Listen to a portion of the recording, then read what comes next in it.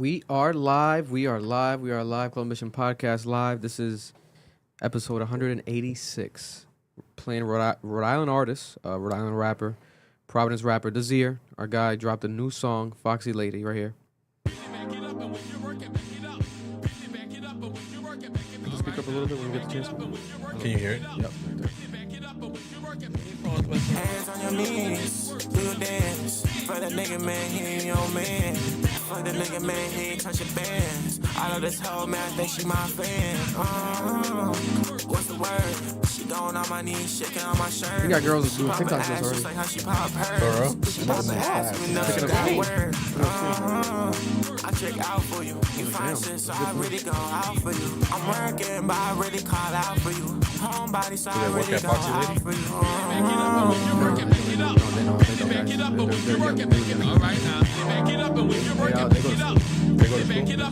We gotta get some Foxy Ladies.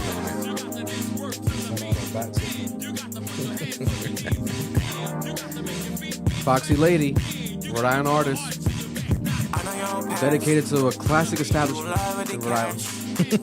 I'm in love with her ass. And in love with that ass. So shake that shit, So make that shit, So rape it up, Strip down, A lot to talk about, guys, today. A lot. Not a lot. A lot within the topics. Not a lot of topics.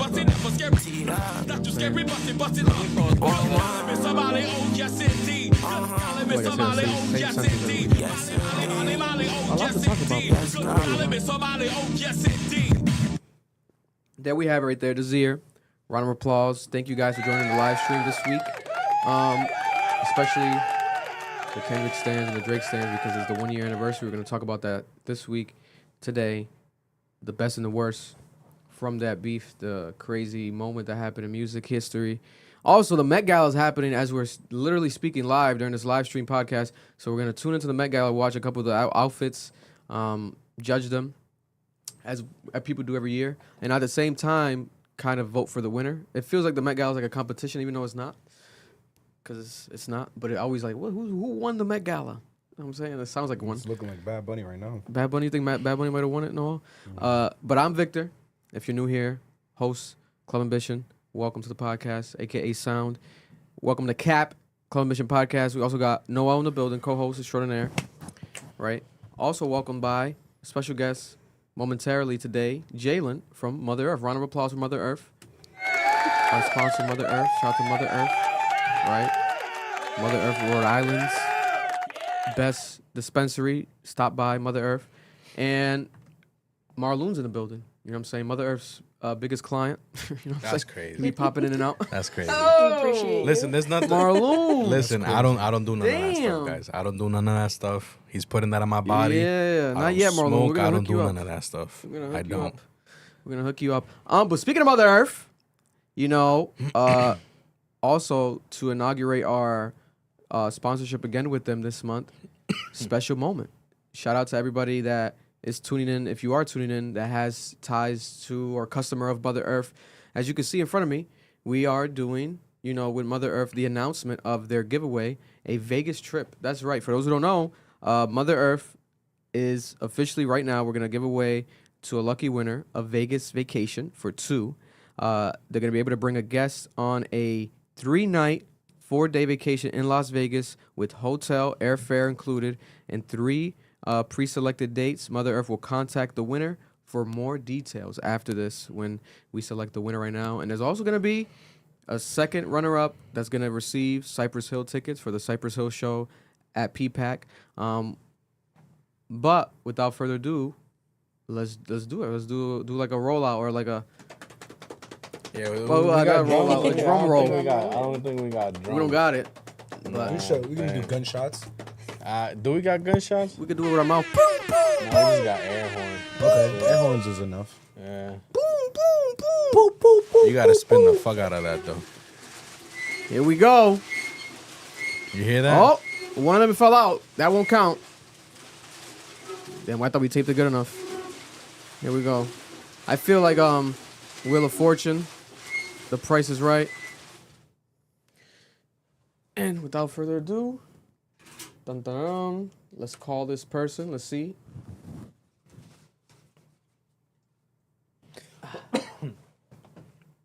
Let's see right here.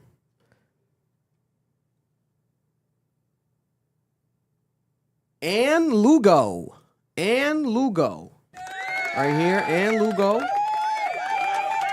You know what I'm saying? I'm pretty sure that's far enough to not expose their number. Bro, listen. They said it sounds like Debo's bike. It did sound like Debo's Biking Friday. It did. Wow, that's a good. Who said that? That's a good. That's Paul. a good reference right there. I would spin it again, but I don't want nothing to fall out.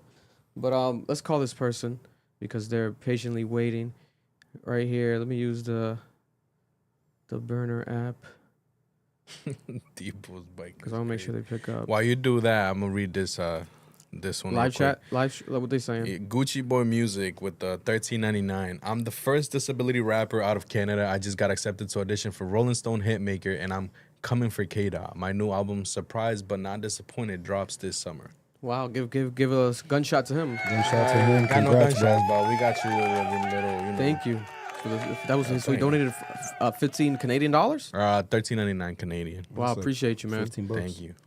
Listen, you could do the self promo if you want to pay for that. I love that. I appreciate that. Thank you very much.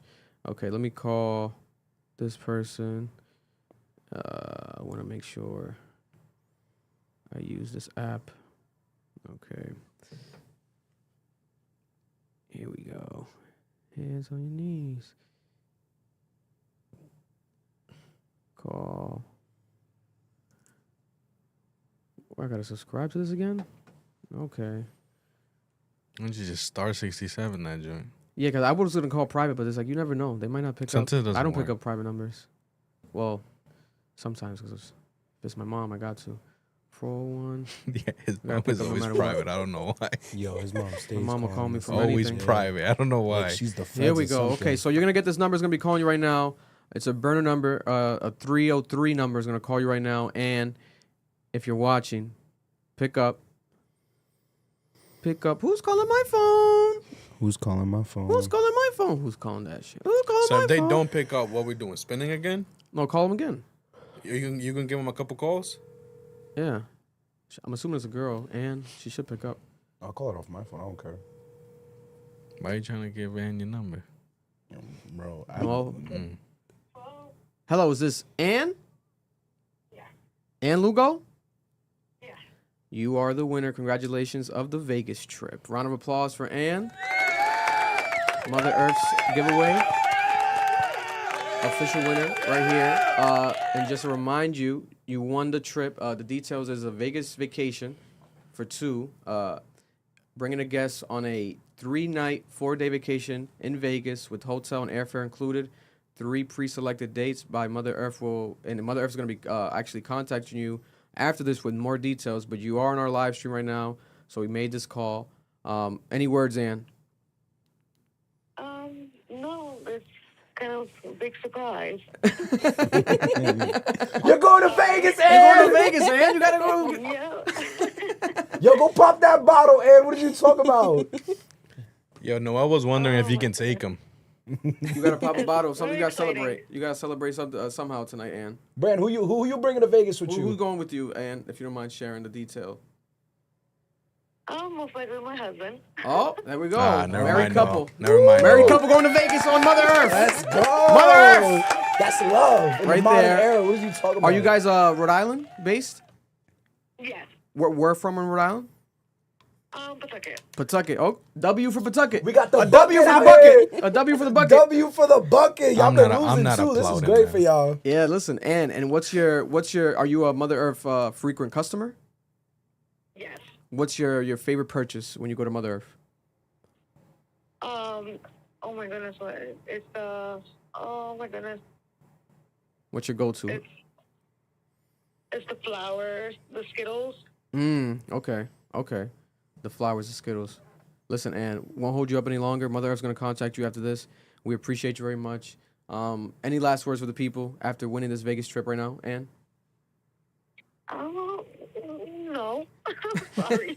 No worries. I was kind of speechless. Yeah, speechless. Listen, I would be as well. Free vacation on behalf of Mother Earth. Appreciate Ann. Round of applause for Ann for winning the Mother Earth Vegas trip. That's right. and have a great night. And congratulations again. Thank you. No problem. No problem. Never we have mind, her. bro. You ain't going. Speechless. I ain't going. Speechless. She said that, I was like, Listen, and I hope your husband is more. Listen, to be honest, a lot of people when they win, I've seen shows and stuff. When they win, they get awkward because they don't know how to talk. Especially, I just hope they don't have a gambling addiction.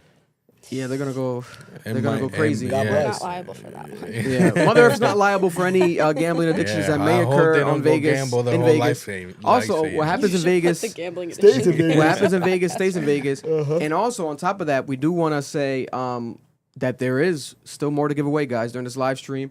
We're giving away as well right now a Cypress Hill legendary rap group, legendary rap artist Cypress Hill. Shout out to Be Real. One winner right now is gonna get 2 tickets to the Cypress Hill Rhode Island show with the Rhode Island Philharmonic, May 14th at PPAC Providence Place, who's also one of our sponsors. Shout out to Providence Place. And also 1 shirt and a hat signed by Cypress Hill. So right now, we're going to roll it again to get a runner-up.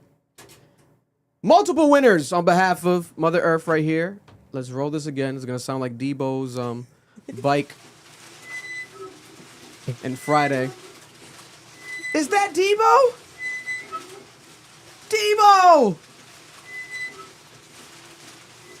Let's go. Might be not just Marlon. Imagine. Okay. I don't know how to read. Oh, okay. That's so. I thought it said Russ, but I guess that's the 5s. Rob. Shout out to Rob. I'm trying to read the number. I think it's a 787 number. I'm gonna call it. You see, because it says like it's 787 up there, but then it's like 555. But it's like Rob Rue, I guess. Rob Rue. That's how I'm reading it. Let's try it out. Rob Rue. God bless. If you're watching live, Rob Rue, you're about to get a phone call right now. 787 55. Oh, I won't say fully. Obviously, I don't want to. Let's call this number. 787 is Massachusetts, no? I think.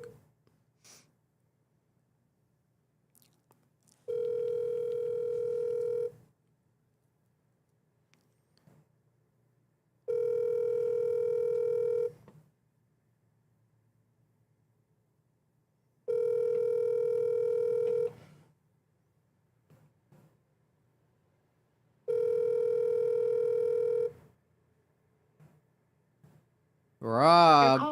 Oh, man. Should I call him again and go for another one? What do you guys think?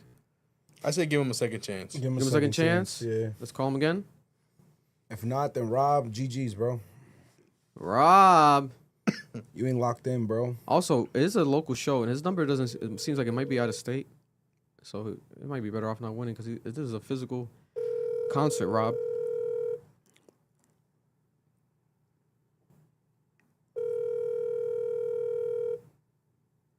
Rob ain't serious. Going once. Going twice. Ah, he's cooked. He's cooked. He cooked, bro. Make it on him.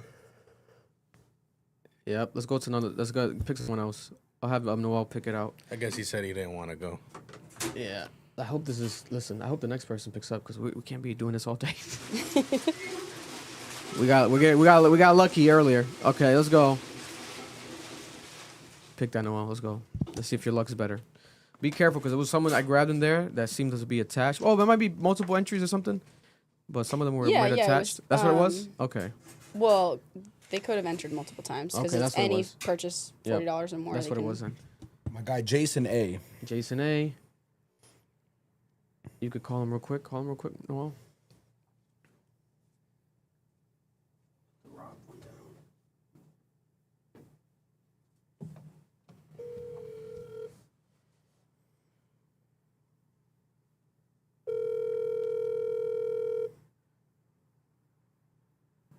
People don't want free stuff. What's going on?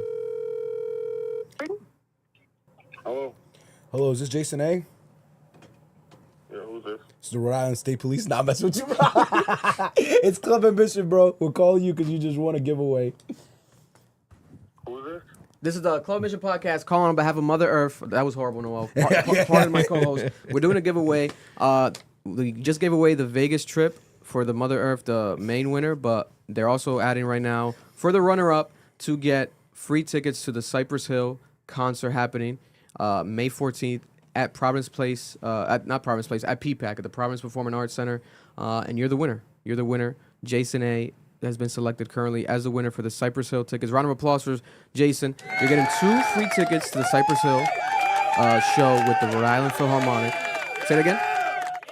You serious? Yes, 100% serious. Yep. And we're calling you during our live stream right now. We're live streaming the podcast, and you're live right now on air for the whole world. Any words, Jason? Congratulations on winning the tickets. Oh, that's what's up, yo. Hey, that's what's up. I ain't never won nothing. I won this. That's what I'm talking about. Yes, sir. Yes, sir. Listen. You want me to say something? You want me to say? Can I get a plug? Yeah. You can plug away. Plug away. Mother Earth. I'm May 30th. Mother Earth. Comfort your soul. Pull up. Come get some good food. Nice. Shout out to you. Listen, man, and congratulations. Are you familiar, obviously, with Cypress Hill or not? The B-Real classic hip-hop group? 100%. Absolutely. 100%. So you're going there for free on behalf of Mother Earth. Congratulations to Jason. Again, a round of applause for Jason. Yes, sir. Yes, sir. Feels good to win stuff, man. And Mother Earth's going to contact you after this. But have a great night, brother. Appreciate you. You too, fam. Be good. All right, be smooth. Okay. There we have it. Congratulations to Jason and Ann. There we have it. Shout out to Mother Earth for coming through, bringing this classic. Again. I kind of want to borrow that. What are you going to do? We'll oil it. It needs some WD-40 before we give it away. Borrow. I don't know what I was going to do with it. No, I might walk around the streets giving away something or doing something crazy. We don't know. But we want to give a thanks again to Mother Earth, our sponsor again.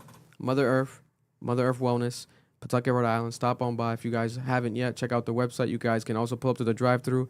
They have a lot of stuff. You know, they're amazing. And shout out to our partners, sponsors, Mother Earth.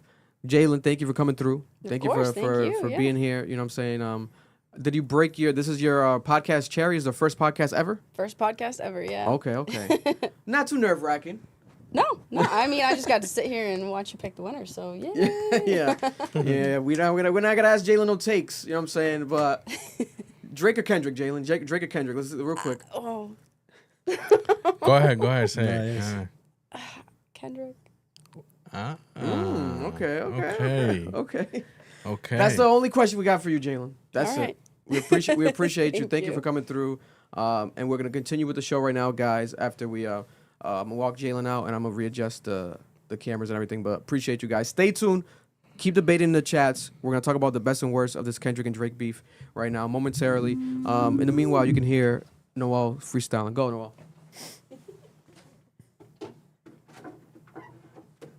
One day you'll freestyle, bro. I'm never gonna freestyle, bro. One day. Yo, they're gonna torch me if I do. Try our best. Nah, it's never happening. Y'all gotta pay me for these bars. Start sending money in the chat. I'll send my Cash App too if you want to pay me direct type shit. Fucking guy. What are you talking about? All right, you know what? I'll spit something real quick. My name is No L. I take no L's. I'm muting him, guys. Yo, don't mute me. Nah, put me back. Put me back. Put a beat, actually. You put a beat. I'll put a beat. I'll put an instrumental. I'll put a nice little instrumental. Royalty free rap instrumental. What are they saying? Are they making fun of me? No. Bastards. Paul said how much? How much? Yo, send me like 5. I'll spit you the craziest bars. Damn, they're throwing tomatoes at you already. What? All right. All right. Oh, hell no. All right. This is terrible. No, this is that's bad. terrible. This is terrible. I did royalty free, bro. I'm not trying to get copyrighted. Let's try this. It's free for a reason. It's so bro. bad. It's free for a reason. I'll do freestyle. How do I look, Mar? Look good? I'm in the pod. Spitting bars. You don't got refocus or nothing? We're straight? Nah. Your girl's a slut. She sucked me for some cars. Oh, my God. What's happening here? Those words are not brought to you by Mother Earth right there. It's brought to you by me. Yeah. Also, let's shout out another sponsor of ours. Was that a glitch real quick that I hear? You heard it, right? Am I bugging? It's starting. I don't know what it is. Is it maybe the speaker? Put the speaker down if you want. Fully. We don't need it right now. because that's time that happened, and think it was like the audio unsynchronized. So if the live chat cap crew, let us know if we unsynchronize, unsync at any moment during the podcast. That's the second time I've you heard guys are our podcast production crew during the live chat. Leave a comment if we sound off, look off, smell off, anything off, Nigga, off why was white. it smelling when I came in here, bro? Probably the food I was eating dumplings. Oh, hell no. Yeah. Also, I want to shout out our in the sponsor. microwave. If you want this time, put it like in a corner, Mar, the PNGs of the sponsors. Which one? Because I don't want the logo to appear twice. So cover the logo. So just kind of move it to the right, the PNG. So let's start off with What do you mean freshman. the logo appeared twice? Because watch, when you pop it up, it shows I already have the logo PNG there. Or if you want to hide the other logo PNG. Oh, I see what you Our mean. logo, the cap logo. Okay. Yeah, Oh, so I shout out to just found freshman. it. You got the freshman up? Hold up, not yet. Hold up. No problem. Dale. Live ad reads here. Let's go, guys. And then we're going to get to topics real quick. Shout out to, again, the Freshman Barbershop, our podcast sponsor for the month as well. Shout out to all our sponsors. But the Freshman Barbershop, 1500 Atwood Avenue in Johnston, Rhode Island. If you guys are looking for a barber in New England, in Rhode Island in general, New England, Connecticut, want to drive, stop on by. Shout out to Manny Fresh, amazing guy, amazing person. Shout out to Manny. The Freshman Barbershop is a place to go. He also has his own app, not a fake app. Not like a website that he turned into an app, how people do like the fake app. No, it's a real app, his own app, not Booksy. The real Freshman Barbershop own app, actual barber in his own barbershop has his own app. Download the app, the Freshman Barbershop app. If you guys want to book an appointment today, tell him that Club Ambition sent you. And he might actually give you the best haircut of your life. He'll, you know what I'm saying? He'll make it worth your while. Shout out to Manny and the crew over there. Amazing people, Carlos. Shout out to Manny, the Freshman Barbershop. Also, moving on, our second sponsor as well, PPAC, Cypress Hill, right? The Cypress Hill. A reminder again, just like Mother Earth just did, Cypress Hill is coming to Rhode Island with the Philharmonic Orchestra of Rhode Island. They're going to perform together. Nas did it last year. They did an amazing collaboration, amazing show. They're back again, the Philharmonic with Cypress Hill. Shout out to B-Roll, legendary hip-hop group, legendary music group, legendary musicians, legends. Cypress Hill's back May 14th. This month, literally next week. Remember to go, stop by, buy a ticket online, buy a ticket in person at PPAC, Providence Performing Arts Center, Rhode Island to the world. Another reason to come to Rhode Island. We got amazing shows happening here every month. Shout out to PPAC. Last sponsor, ad read, Liberty Lumber. Shout out to Liberty Lumber. Again, a reminder, if you're in New England looking for some good woodwork, shout out to my guy Justin over there at Liberty Lumber. They are a sponsor as well for the month. LibertyLumberProducts.com. Visit the website right now. They established and started in 2023, 2 years ago, 2023. Rhode Island's haven for handcrafted furniture and amazing designs. They have a passionate team with great designs. They also are working with the Providence College Friars. They have actual Providence College licensed products that are available that you guys can go and buy if you're a college basketball fan, college student. If you didn't know, support them that way, Providence way as well. 303 South Main Street in Coventry, Rhode Island. Liberty Lumber products. You dream it, they build it. And also check them out because they just did a amazing design of a hip hop table that actually I think it was it. Does it rap to you? Let me look it up because they have a dope YouTube channel. Make sure to subscribe to them. Liberty Lumber products based out of Rhode Island. And yeah, they made a hip hop table that reacts to music, the actual table. Oh, wow. A dope video. Shout out to them. Their latest upload on YouTube. Shout out to Justin. Again, we're going to collaborate with them. They're going to probably design some stuff for us soon. I can see it happening. But that's the sponsors for the week. We appreciate you guys. We love all you guys. We need those sponsors because without that, we're not able to pay for the lights on in here. You guys saw the lights were that light was flickering. Was it 3 episodes ago? Why do you think it was? We were behind on bills, guys. The light started flickering in this bitch. You know what I'm saying? We almost had to do a podcast inside of a cardboard box. The shit got crazy. But we're here. Major topic to discuss off bat. The 1 year anniversary of the Drake and Kendrick Lamar beef. In my opinion, the greatest beef in hip hop history. Especially because I'm a man of peace fundamentally. So I feel like nobody died. So I think it was amazing. Like nobody died, thank God. Because there's been beefs where people have actually been shot at, died. This was not the case here. Even though DJ Head's co-host, shout out to Gina Views, former co-host on No Jumper. She's a great She's great at what she does. Shout out to Gina. She actually leaked the information that Kendrick Lamar reached out to Drake to fight Drake during the beef. I don't believe that shit. And that Drake turned down the squabble. That they never wanted to do it. They never wanted to really fight. But that Kendrick Lamar was willing to take it there. Am I surprised? No. I doubt that. No. You doubt what? What do you doubt? Do you doubt that he reached out? Do you doubt that Drake said no? Reached out. I don't believe that story at all. How? Why not? Bro, Because- this man wanted Drake to die. You think it's light work for him to be like, yo, I How actually do you don't know fuck he with wanted you. that man to die though? He said it in the song. What are we Yo, talking about Bro, here, it's, guys? it's music. He said it bro. twice. It's music. I'm not telling no nigga to die that early on in a beef. He said that shit because he hates him. That's cool. He said he hates him. And Drake also asked him for the fade. Bro, why people say that shit to everyone When? every day? On Family Matters. He said it. I'm handing out fades. He said, I'm passing fades out for free or something. And Kendrick said, "Yo, we can keep this shit." What did he say? But then Drake wanted to. No, that was on Kendrick wanted to Euphoria. fade allegedly. No, yeah. So why is Drake asking him for fades, and then when Kendrick asks him for the fade, he denies it? Because for all we know, Kendrick Lamar probably asked Drake for the fade in person, like through text, real life, after that song, and Drake turned it down. And to be honest, maybe it was before and Drake turned it down. Because Drake was just rapping that shit. He said he's passing out fades, etc. Someone said K-Dot was doing pull-ups and burpees to scare him. What are you trying to say? Are you trying to say like Drake would beat Kendrick's ass? No. Is that what you're trying to allude to here? I don't know who'd Drake win. will? I don't know who'd win. Kendrick what I'm telling would. you Kendrick is, might. I think Kendrick would. I mean, Drake literally said, I will fight you. I don't care. And then he said it on the stream. You're saying Mr. He, Duckless said, would? he then doubles down and says it on this nigga's stream. zoom it out a bit, recently. right? Because I think the top of the TV cut off a bit. Yo, I know I'm not bugging here. It's, Like, it's not cut off on my end. Guys, is the top of the TV cut off on your end? Because it's not on mine. Can you please let me know? They said, But, Vic, you smoking meth. Why am I smoking meth? What's the live chat talking about? again, Drake has asked Kendrick this nigga will for a win fade Drake. twice. No cap, although both Okay. good. Then if this is so true, then why is Drake on a live stream asking for a fade? But that's all trolling. Vic, you think he'd set himself up to be exposed like that? Who? Drake? It's not cut out, right? I think he's trolling. I think Kendrick Lamar would really reach out Thank you. and ask for a fade, like they're saying that he did, and he wouldn't even talk about it because he wanted to probably do it on some real shit, right? Does it make him tougher, etc.? No, I'm not saying that. It's nothing really to brag about. I'm just trying to show you guys that this beef was to that level. It still is to this level where these guys are petty. Have you ever texted someone for a fade? Usually, from what I know, them shit just happen.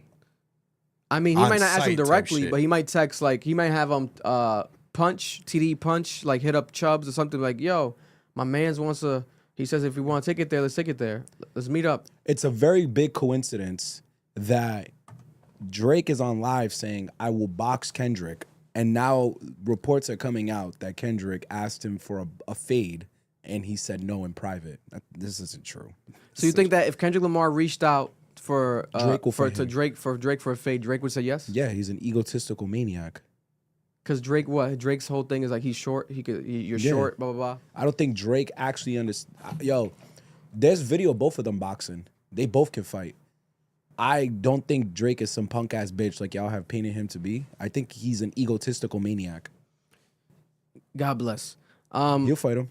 Listen, I'd love to see it. the order of the diss tracks goes as this, right? This year is the anniversary. Today's the anniversary of the last song from the diss scene battle in the beef, The Hard Part 6 by Drake, which was the White Flag, the one that sounded like Drake sounded like he had the air kind of knocked out of him, and he was kind of trying to be braggadocious, kind of being above the beef, when in reality, niggas, like, that's not what you should have done. But if you want to take your L, you take your L that way. That was today, literally last year, 365 days ago. But to backtrack, first-person shooter Drake and J. Cole, rumors of Kendrick Lamar supposedly got reached out by Drake to be on there. Kendrick Lamar didn't want to make it happen because we still got some shit to address, right? So that didn't happen. The big three talk, all that braggadocious talk on there, first-person shooter mode. Kendrick didn't fuck with it. On Like That, Future, surprise feature, boom, right? Dissing, subbing. And then Drake, push-ups, direct shot, direct hit, boom, okay. After push-ups, eventually we got tailor-made, right? Freestyle. How long was tailor-made freestyle after push-ups again? Off the top of my head, was it a week, 2 weeks, a month? I do know that few it was days 18 after. days between push-ups and Euphoria. Yeah, it was like a week because he was like antagonizing him. So I think tailor-made was in a week, right? And then after tailor-made freestyle, we got Euphoria, which started Which y'all slept the on. Kendrick Lamar Bible, basically, Hard. of the Drake beef. It was almost Off like a the book. first drop. It was almost like a book, like each chapter, right? Kendrick Lamar, Euphoria, right? And then after Euphoria, we got, again, Kendrick Lamar, his own version of a back-to-back 616 in L.A., which was how soon after Euphoria? Like a week after? It seemed pretty close. And then after 616 in L.A., we got a response from Drake, like a day after, 2 days after, Family Matters, the red button. Kendrick just opened his mouth. Someone just hand me a cookie right now. After Family Matters, minutes after, damn near at the same time, Meet the Grams. Actually, no, I think 616 was Did I fuck up? Yeah, 616 was on Friday that morning. Family Matters was at night. Meet the Grams was 10 minutes later. Not Like Us was the next day. No, Not Like Us was like 2 days after. Not Like Us was on Sunday. No, it was on Saturday. It was on Saturday? You don't remember, bro, that we were together when it dropped on Saturday? Hold on, let me check. Oh, that's true. Is that what? Saturday night, Not Like Us dropped. Yeah, that weekend. We reacted to Meet the Grams. That morning. Yeah. No, we reacted. Oh, that You night. and me In the reacted middle it of the the night before. Yeah, yeah. But The we all next did link day, up to like we all react linked again. up to react again. We reacted to something that same day, and then we got home. And legit, the moment I got dropped off We and had I to go got to home, Maloon's I house because texted Not Like him. Us dropped again. I texted him the link. Kendrick No, dropped I again. called him. I was like, "Did you fucking see that?" And he's like, "I'm pulling up to your crib right now." Almost crashed. And then we waited like an hour for you to fucking pull up. There was pregnant women walking around outside, I was homeless. showering. Not Like Us dropped that Saturday night. And then after, we went again to go see Eric Y.I. in Connecticut at Yale. Yeah, and that's when. And while we were in Connecticut with Y.I. Eric, Drake drops The Heart Part 6, which was a genius title. I'm like, this is bound to happen. I predicted this. He was going to call one of the diss tracks this. But then that ended the beef because it gave off happened on white Sunday. flag energy. Yeah. White flag energy. And what Not Like Us was just so crazy that he did not stomp on it or step on it with The Heart Part 6. It was too overwhelming. And also, Family Matters got stomped on and overshadowed by Meet the Grams. Now, people are going to say, yes, both sides lied. Okay, this is rap, guys. This is entertainment. This is amusement. That was peak entertainment, peak amusement, peak everything. To be honest, I would say from both sides.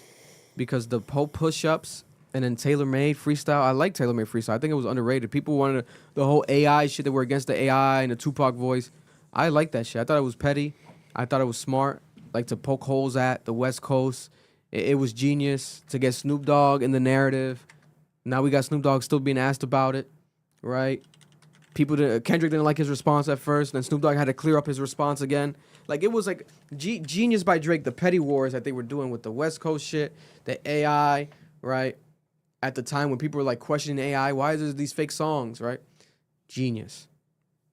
But then, that's not on streaming. It's not official. It's on social media. Euphoria. A real song by Kendrick Lamar. A cover art. Everywhere. Real single. Real streaming. Real everything. And it's a 3-in-1. 3-in-1 song. Me at first, I felt like, nah, this is not enough. Right? It's not enough. I underestimated the song. Especially because the beginning, the low energy shit. I'm like, what's going on with this low energy shit? This is not a blow. You got to go harder. Looking back at that shit, that might be, if I got to rank the songs from the beef, I'll put Not Like Us number 1, Family Matters number 2, Euphoria number 3, Tailor-Made Freestyle number 4. Then I'll put 616 in LA number 5. I'll put Push-Ups number 6. Number 7, I'll put Meet the Grams at the bottom. The impact of Meet the Grams was crazy, right? The fucking shit sounded like a horror movie. It was insane. But the replay value, and also, it probably was a song that had the most lies out of all of them. So it just is like, but it's fine for the artistry. It was high level artistry, right? Meet the Grams last is crazy. Meet the Grams last. To me, that's my list. Where would you guys rank them off the top of your head? What's your ranking, Noel? Start with Noel. I need the list. Number 1 is Euphoria. Number 2 is Family Matters. Number 3 is Not Like Us. Number 4 is Meet the Grams. Number 5 is Tailor Made. Number 6 is Push Ups. Oh, 616. I forgot that one. I'll put that in the middle somewhere. But I agree with his first 4. His first 4 is my order. yeah, because Not Like Us, I get y'all loved it, but Euphoria was way better for me. Euphoria way is better. way better. It's, Why don't you guys that get- was. why don't you guys get Way Kendrick's better. dick out your mouth? Nah, when this Euphoria is nigga, way yo, better. when Get Kendrick's this, black dick out your no, mouth. when That this shit's nigga crazy. said, bro, Don't you he got heard that fucking Drake AI on- and he thought it was Joel Osteen, the Osteen bar with the, because he thought Tupac was in front of him and it's the go. Oh my nigga, I had to look that shit up. I was like, Euphoria wait, is disgusting. nigga, that bro. shit was disgusting, Vic. And then I'ma park his son. Oh Bro. my god, Bro. he took Jay Prince to the sun, bro. Bro, that was a lyrical murder. However, y'all are hating on Twitter. Family Matters is a phenomenal song. Family Matters is great. When he said he put What's the best verse on Family Matters? The third put one? Rick Ross behind gates, behind bars like you do with your old jobs. That was amazing. And then when he told Kendrick, yo, Kendrick just open his mouth, go get him a Grammy, right? Like that was fucking hilarious. It's not about whether the bar is fire. It's if it's funny and clever. That was funny as fuck. That's what That niggas was- don't get. Because yeah. there was a whole debate on Twitter. Like, shout out to Curtis King, but he was like having this debate about like people not being real hip hop fans because of not appreciating like the lyricalness, something along those lines, and is like alluding to Drake. And also he was breaking down Drake's Family Matters because Maul told DJ Head that, oh no, I think it was Academics. Either Maul or Academics said that Family Matters was the best rapping out of the whole beef. It was a song that had the best rapping on Hell it. no, And I Euphoria disagree. was. But the reason I see people saying that is because of the delivery, right? The funny, the cleverness of the delivery. Because to discredit it just because of lyricism is insane. Insane. Because rapping is not just about lyricism. If that was the case, then everyone would be rocking around going like this. Listen to Boom Bap. Because they be listening to fucking battle rappers every day. Nobody wants to listen to fucking what's his name? I love Loaded Lux. Nobody wants to play the newest Loaded Lux song, the newest Matt Hoffa song. Nobody's doing that shit. Yeah. Like we gotta be honest here. And also, if we want to talk about the essence of hip hop, what was the fucking first hip hop songs? It was dancing songs. Like that's what that hip hop. Hippity hop, like that. All those old songs was about dancing and like niggas want to act like this shit was always lyrical from the beginning. Yeah, no, like that's let's corny. stop. We want to rewrite history. Let's stop that shit. Now you want to be anti Drake for narratives and like etc. The same way people want to be anti Kendrick for narratives. It's funny and it's fun, okay. But if we're talking about honestly, let's stop. Because rapping is not just about lyricism. Because there's a lot of people that think that way. And guess what? They stay living in their mom's basement for their whole life. They go nowhere. Because they don't realize you got to be an artist, an entertainer, stardom. Like, you got to do more than that. Create a following, a fandom. Just because your bars are hard doesn't make you the best in the world. Kendrick Lamar said it himself. If that was the case, Killer Mike would be platinum. Like, what was that? I was on Control Verse. On the Control Verse, Kendrick Lamar said that shit. Like basically, like if you guys are only cared about lyricism, then Killer Mike would be platinum, or something like that. I can't remember. Which forecasted the future because shout out to Killer Mike now, Grammy Award winning, very well deserving of it. But it's like we gotta stop. We gotta stop with that shit. I think that is I don't agree with that. But God bless. Oh, they're telling you're wrong in the chat. These niggas. Yeah, because they're gonna say that because they're gonna think that okay, so you guys don't like Family Matters at all. Nah. Like stop it. Cause yo, when this nigga said You guys don't like push-ups at all. when this nigga said go get your I want to talk to the man in the house, go get your uncle. That shit It's was clever, funny bars. Fucking hilarious, nigga. There's It's nothing wrong with being disrespectful as fans of fuck. both. Like I'm fans of both. I've always been. I'll joke around here and there, but you guys are really weird. And like especially this 1 year anniversary, the weirdos came back. Yeah. Like they're like, oh no, that song never was good. Family Matters was never good. What are you guys talking about? Like stop. I will take one take that I saw on Twitter that was very valid. Where Drake fucked up the worst is that is a 3-part song. He should have probably split up. It's too long. And you should have dropped it. Because the thing was, he never expected Kendrick to step over his release, which is genius by Kendrick to step over his release with the strategy Pusha T used, pinning a kid on him, which ignores your entire song. That doesn't mean the song was bad. It was that he gave you the scandalous shit that made you stop caring about the song. Yeah. But if he had just dropped that first part of Family Matters and Kendrick's response was Meet the Grams, the impact would have been less because then you have the remainder of the song to drop. Marloon, your list. Camera on you. What's your list of the rank? The issue with disses? Family Matters was the fact that he didn't just diss Kendrick on it. That was the issue with Family Matters. He dissed everyone. Yeah. First part was for so-and-so. Second part was for like 2 or 3 different people. And then the last part was for Kendrick Lamar. That was the issue with Family Matters. Family Matters is fucking hard. And you know me, I'm a Kendrick fan. I love Drake too, but like Euphoria is my number 1. Family Matters is 2nd. Not Like Us is 3rd. Meet the Grams is 4th. 5th is Push-Ups. 6 is what are the other ones? 616 and then Taylor Made. Taylor Made was the AI, right? Mm-hmm. 616 and Taylor Made. I didn't like the fact that that shit was AI. No, that shit was stupid to me. I don't like that. I thought that shit was corny. I didn't fuck with that shit. Cause it's like, did you really, you didn't write that shit? You know what I'm saying? So it was just straight fucking AI. So boo, whatever. He wrote it. It's just the AI said it, and it was like it was cute. Did he really write it though? You don't know because of the fact that it was AI. Nah, He could have. No, he could have. that. He wrote could that. have. But at the same time, He could have wrote it, not. but it's like it was done to me. It was just so like I don't give a fuck. Like I got what he was trying to do. Like, oh look, Tupac is talking to you. Like I found that shit so corny to me. Another glitch part. Yeah, I know. I heard it. I don't know. If I it's don't know what glitching, it guys, is. let us know how it at least sounds. If it's not unsynchronized, the sound, the audio, etc. Yeah. Let us know. But as far as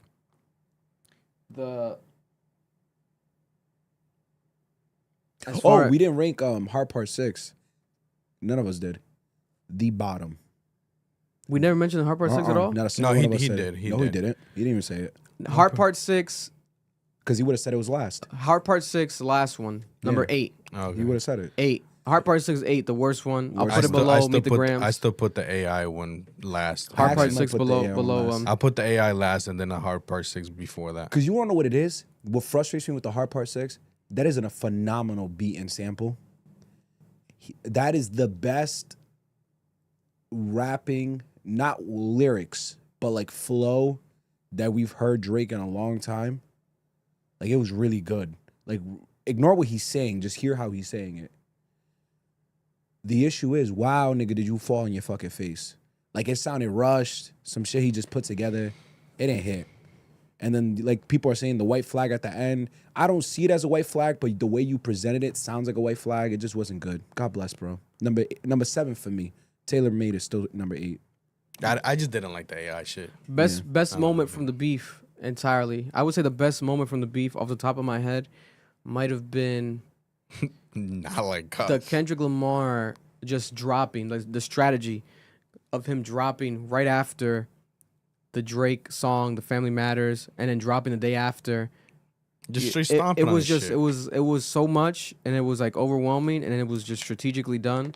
I thought it was genius, because we were all worried, like, oh, where's Kendrick? 18 days, no response. I found it shocking. I'm like, Kendrick doesn't need 18 days to respond.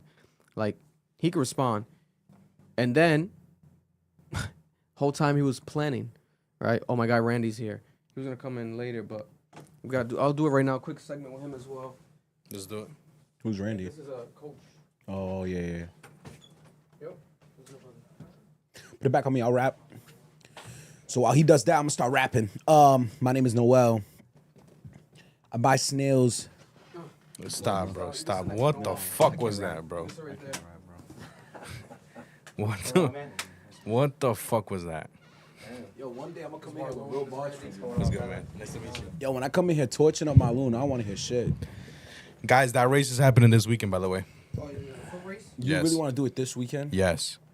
Yo, I'm gonna put this shit live. That same night, he was telling me we'll do it a month from now, so I can go train. Justice Mike Noel? Man, you get talking all this shit, gotta and get you right. don't got it on you that same day? Nah, I don't. Man, I'm still. You see me at the gym. You know I be at the gym. You know I be I running. know you be at the gym. You know I be running. I know you be. I'm All right, not giving you a month though. Real quick segment. We got real quick. Shout out to our guy Randy. Randy right here reached out. Shout out to Randy.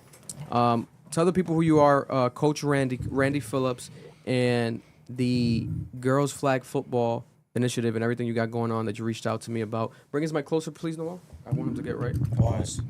Sorry, bro. That was Nah, you're good. crazy. You're good. My name is Coach Randy Phillips. I started youth football in Central Falls. I seen girls playing tackle football, and that kind of gave me like the idea. This was back in 2019. Yeah. They should be playing flag.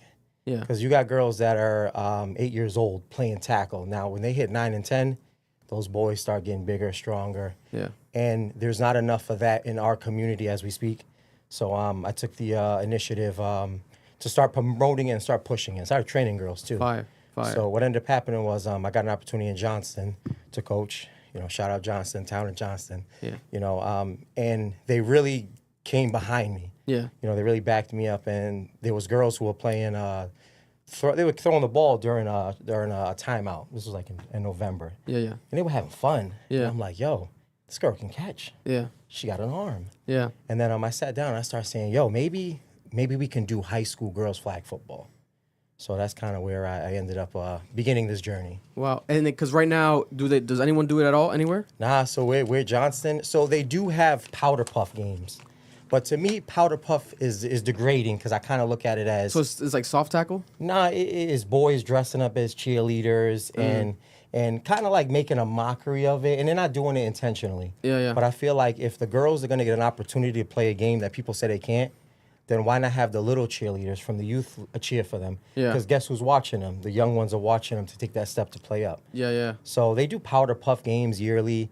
A lot of girls. East Providence, huge. 100 girls on the field playing powder puff. Damn. And it's great because they're out there, but it'd be better if they had that structure. Yeah. If they knew coverages. Yeah, yeah. And not just running out there, doing whatever. Yeah, 100%. And then so, even on a national level, no other high schools or... So Massachusetts, they have, so they're not sanctioned, but the Patriots run a league for them.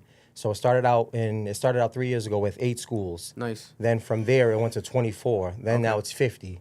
So Mass is trying to get that sanctioning level, but, they're doing whatever they're doing behind the scenes, so it's kind of a little slower than us. Yeah. But we are at 27 schools that want to sanction the sport. Wow. So we're rolling over here. And the good thing about Rhode Island is that not everybody has to have it. Yeah. And I want to bring awareness because I believe, man, if our inner city girls see this, they're going to want to get their grades together.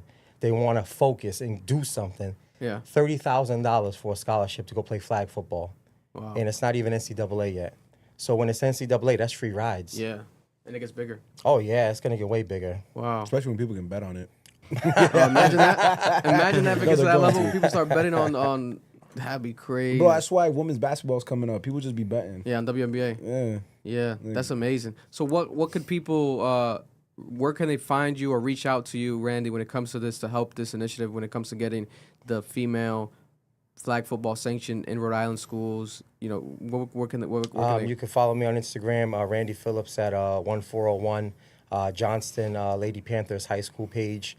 And also Diamonds on the Gridiron. That's my own league that I started, but it's also a training tool that I use too. Because again, these girls, you have to take the time to train. Yeah. It's not like the boys where you can say run a post wheel, run a slant. You really have to walk through it. But once they get it, man, it is electric.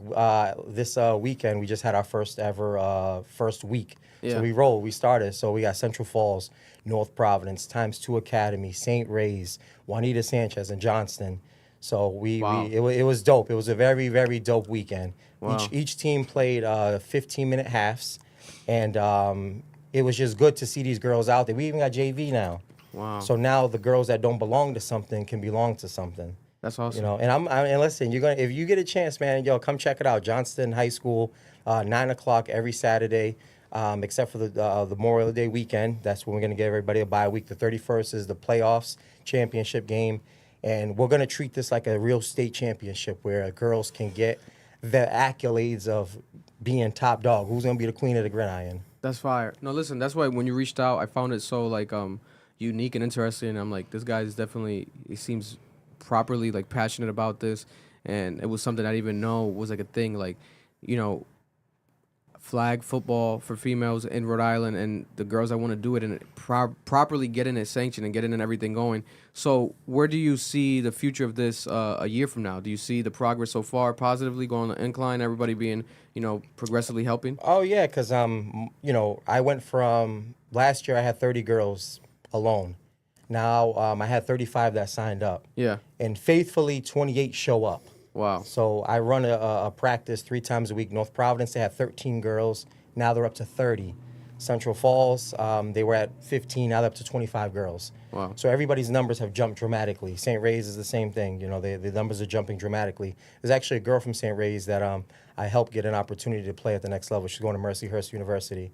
Oh, congrats to her. PA to play flag. You know, Fire. and nobody knew about it. Nobody knew flag for women exists at the college level. Yeah. So now she doesn't have to go settle for something. Now she go chase her dream. Another girl from East Providence, she got an opportunity to play at Cedar Crest in Pennsylvania.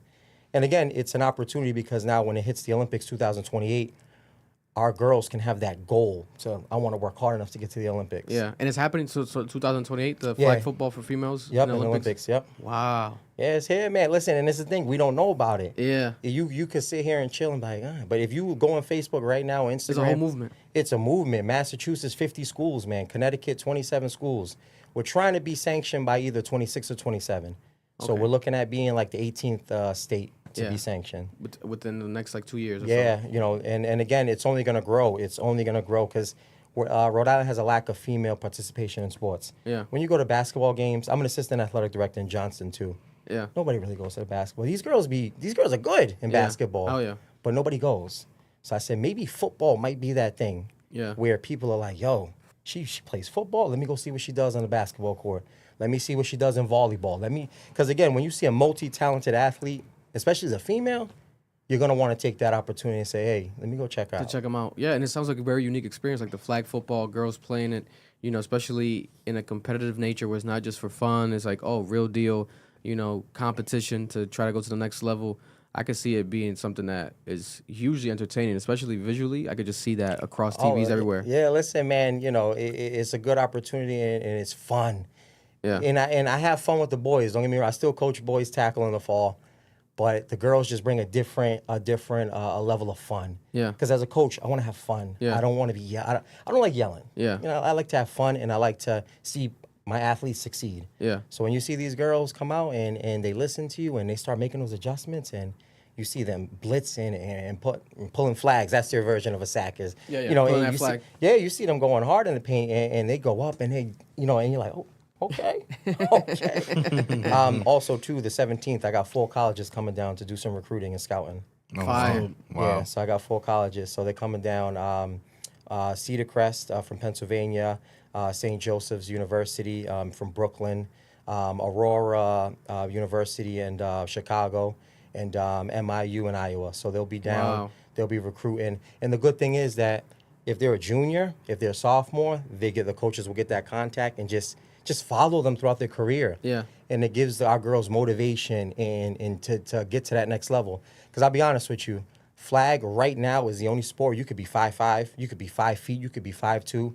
If your football IQ is good enough to get you to that next level, and you don't have to be 6'6". Beyond a basketball player, girls basketball, you got to be at least 5'11". Yeah, yeah. You know, and I'm not trying to, but that's just the reality of it. Yeah, Volleyball, you know, softball, you have to be a certain stature. Yeah. Flag, don't matter. If you can play, you can catch, you can throw, and you can ball, Yeah. they're going to say, I want you. Because a lot of short running backs in the NFL in general, too. Oh, yeah. Fast as hell, but short, but like they do their thing. Yeah, There's a lot of positions that, the height doesn't matter. No, but if you're tall, it's a bonus. Yeah, yeah. So, you know what I'm saying? It's the best of both worlds. That's why I want to get on the ground level now, because if our girls, can take the opportunity to say, okay, you know what? I got a 2.7 GPA. How do I get to a 3.0? Yeah. How do I market myself to get there? In these colleges, 3.0 and up. If you get a 3.7 or 3.8, now there's more academic money coming in. 100%. So there's a whole setup where if these girls can see that there's there, then they're gonna want to hustle for it. And that's my goal is,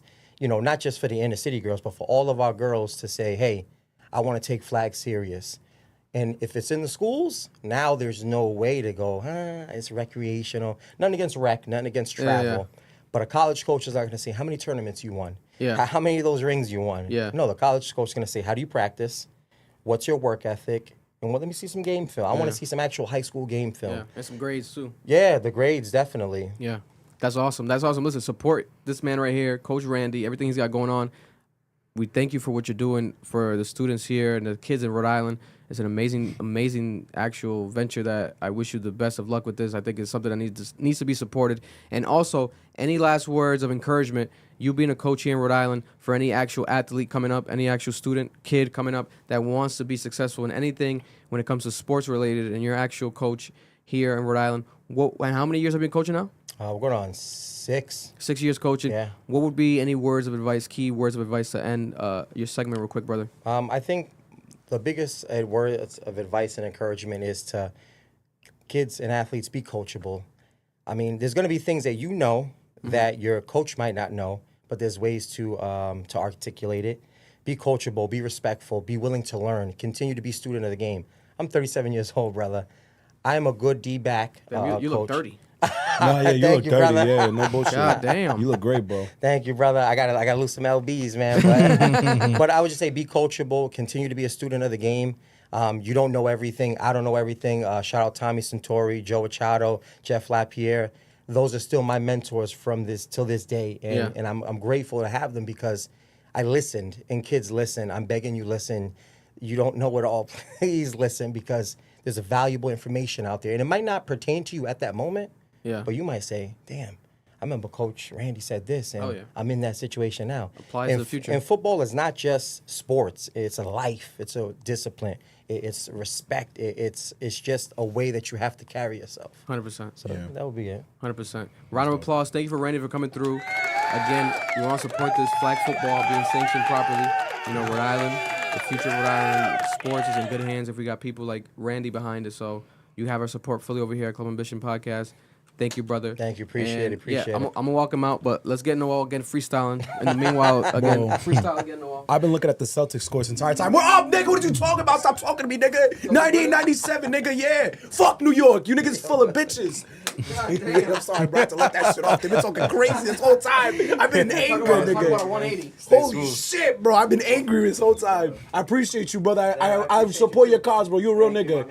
Have a good one, bro. Fuck the Knicks. The fuck are you talking? Stop fucking playing with niggas, bro. Stop playing with real niggas. Stop playing with niggas, real niggas, bro. What you talking about? Niggas boxing till the day I die, bro. Aren't you up just by 1 point? Yeah, I don't give a fuck. I only need 1 point to win, nigga. What are you talking about, boy? It's a game of numbers. Stop playing with niggas, bro. Fuck you niggas in the chat talking about New York. Fuck you know about New York. Niggas probably live in Idaho. Man, shout to my guy Randy. Randy was gonna come in later, but he couldn't because he also has a night shift to work today. So I want to make sure to have him stop on by. That's fire. But he's doing That's some fire. dope stuff. So fire. shout out to Randy. That's Listen, fire. we have an equal balance over here. What other podcast is gonna talk to you guys about Kendrick Lamar and Drake fighting, fist fighting in the streets, and then also talk about education for actual students and young high school athletes. Within the next 30 minutes, right after. Over here, only He on said, Club I Ambition live in Podcast. Arkansas. That's my Perfect guy. balance. That's my guy, We give you guys a bit of everything. But yeah, worst moment from the Drake and Kendrick Lamar beef. I would say the worst moment was. It gotta be the hard part, 6. Yeah, I would probably say the Hard Part 6 by Drake. Like the fact that it dropped. What are you watching? Corn over there? I might have. Oh man, I might have. I heard a little moan. New York at 5, your mother in 6, nigga. Shut the fuck up. The fuck But we when talking about? when it comes to the idea of Drake releasing the Hard Part 6, a song with the perfect title, but then the execution was lackluster in the sense where his energy seemed off, his bars weren't hitting. Obviously, a rushed moment. I felt like he could have waited a week. Once Kendrick Lamar waited 18 days, within that moment, that was the time that I felt like Drake had and was allowed to wait if he wanted to as well to respond to any Kendrick Lamar song. They went the back-to-back route, and it was also because of Kendrick Lamar's timing. So it kind of did feel like Drake needed to drop something because after Not Like Us, Kendrick Lamar supposedly had 5 more songs to go, right? The thing is this.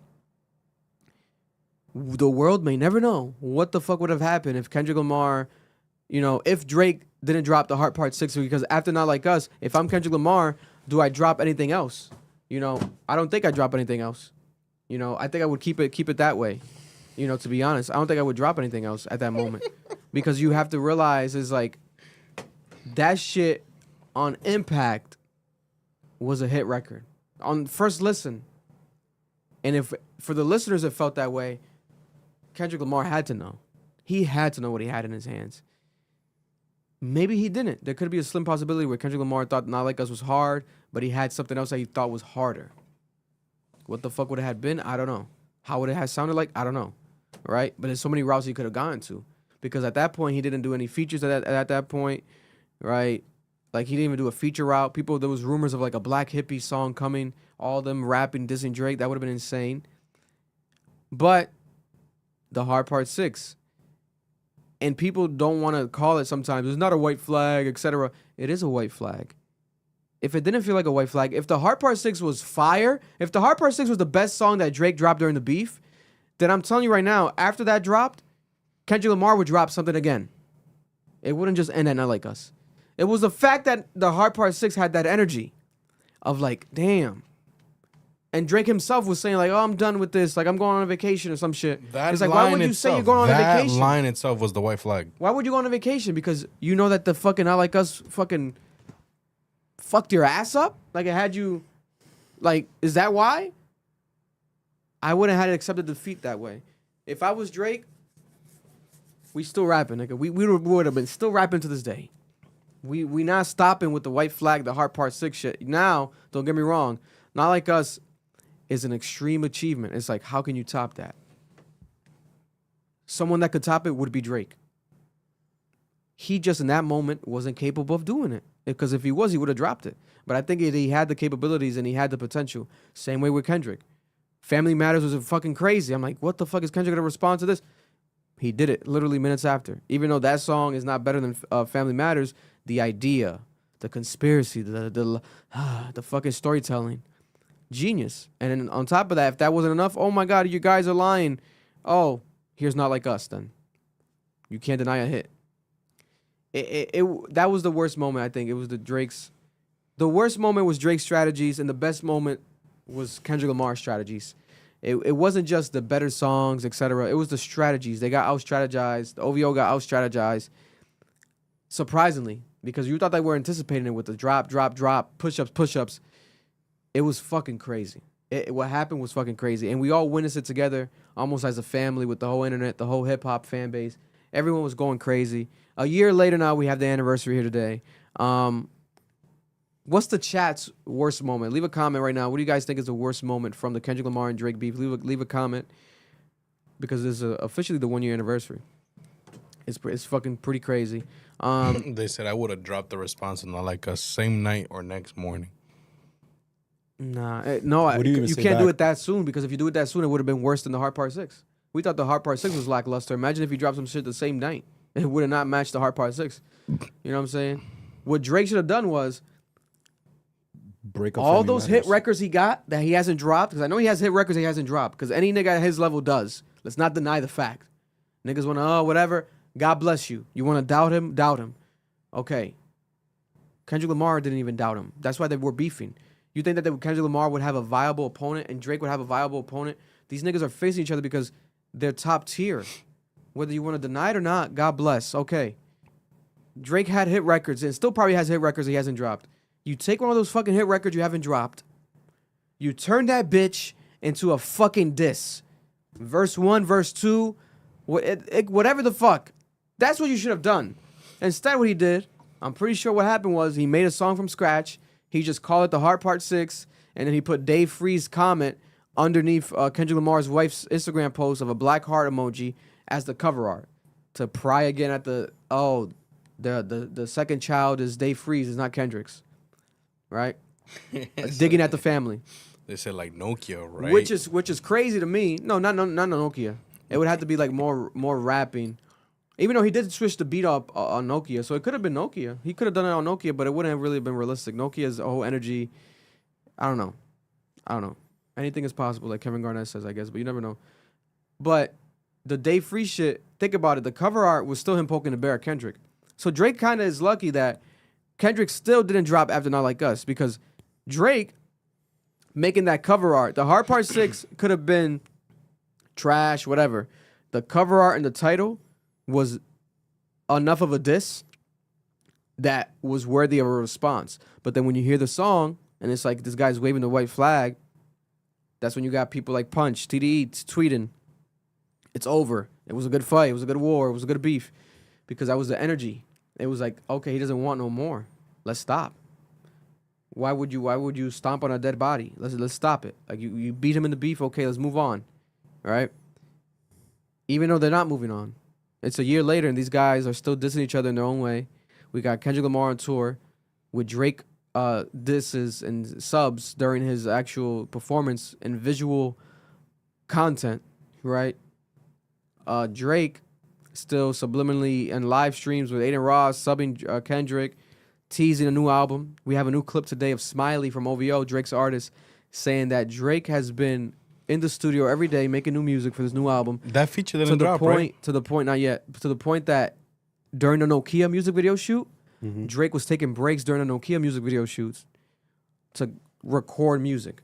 Like literally on his phone, going like recording music, and I think I had like an impromptu studio set up there. This nigga's like on a mission, right? We gotta wait and see. But to doubt him and to count him out completely, to me, is just insane. It's insanity. But if you never were a Drake fan ever in life, then okay, I get that. Okay, so it's fine. It's like me. I don't like peanut butter. Never liked peanut butter. I hate peanut butter. If I got a trail mix bag of some nuts, I might eat a little peanut. Am I dying to eat peanuts? Hell no. Am I buying peanuts on purpose? Fuck no. If I see a trail mix bag that has almonds instead of peanuts, but it has every other nut, I fuck with all the other nuts. I don't fuck with peanuts. You know what I'm saying? Some people, it's like a thing. Why don't you like peanuts? That shit, I don't like it. I don't like the taste. It's smelly to me. It's weird. I don't like it. These niggas are in overtime, bro. I'm sorry, bro. This shit had me heated, bro. These niggas was up and blew a 14-point lead. Oh, I thought Lil Wayne dropped his album. All right, I'm locked in now. But yeah, no, that's what I think was the strategies, and it's crazy to look back at this shit because we really witnessed this shit in real life. Will we ever get another beef with this performance level? The two greatest rappers in the world, the two greatest rappers doing prime peak, performances back to back.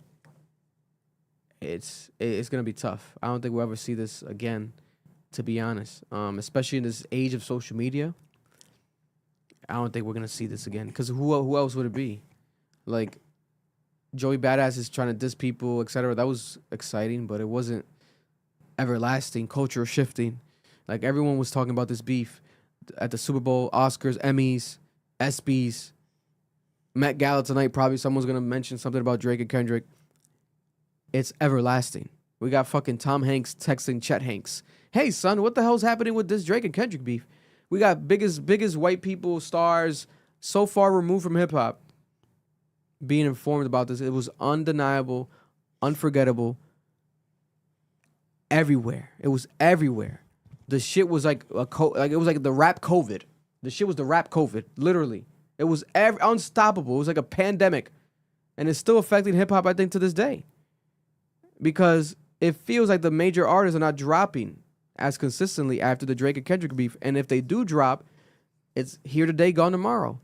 Unless you have a big, huge core fan base like The Weeknd. He has a big, huge core fan base. So guess what? His tour Still successful, still amazing.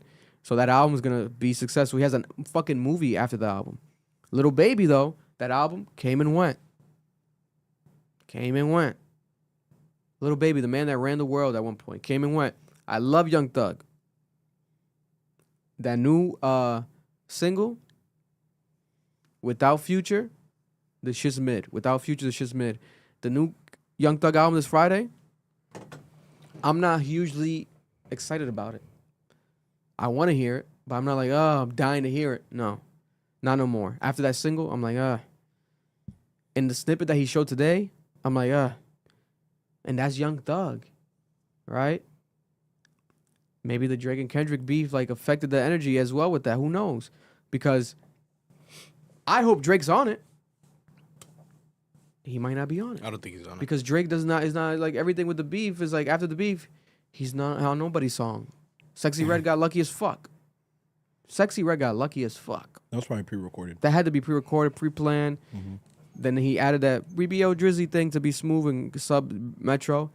But everything is being affected right now. Literally.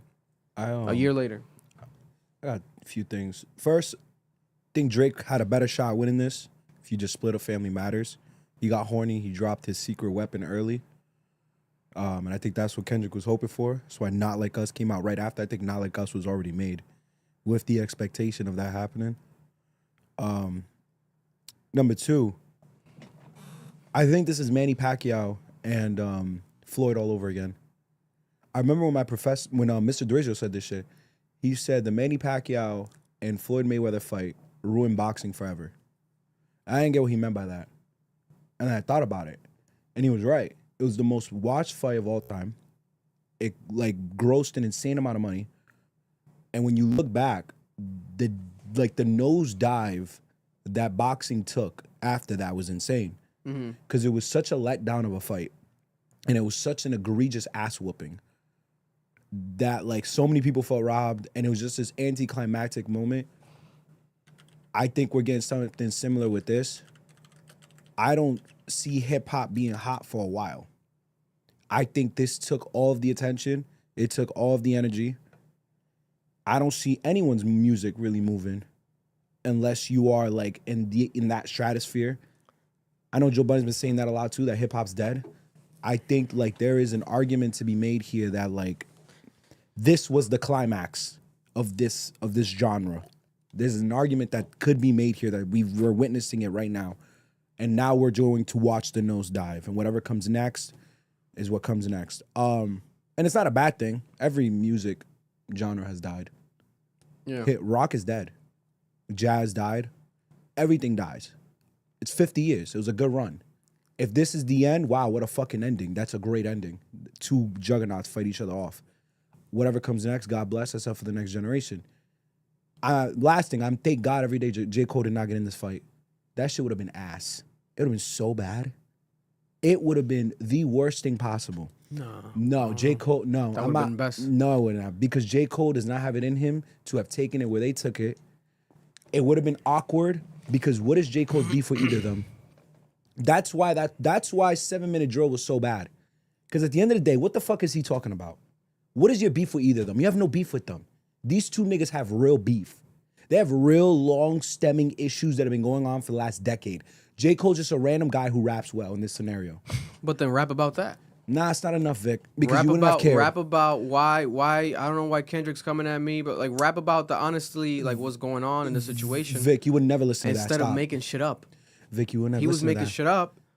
That's when it felt like, oh, this nigga doesn't really mean what he's saying. Vic, Kendrick you felt it. First listen. Kendrick is saying on a track that he wants Drake to die.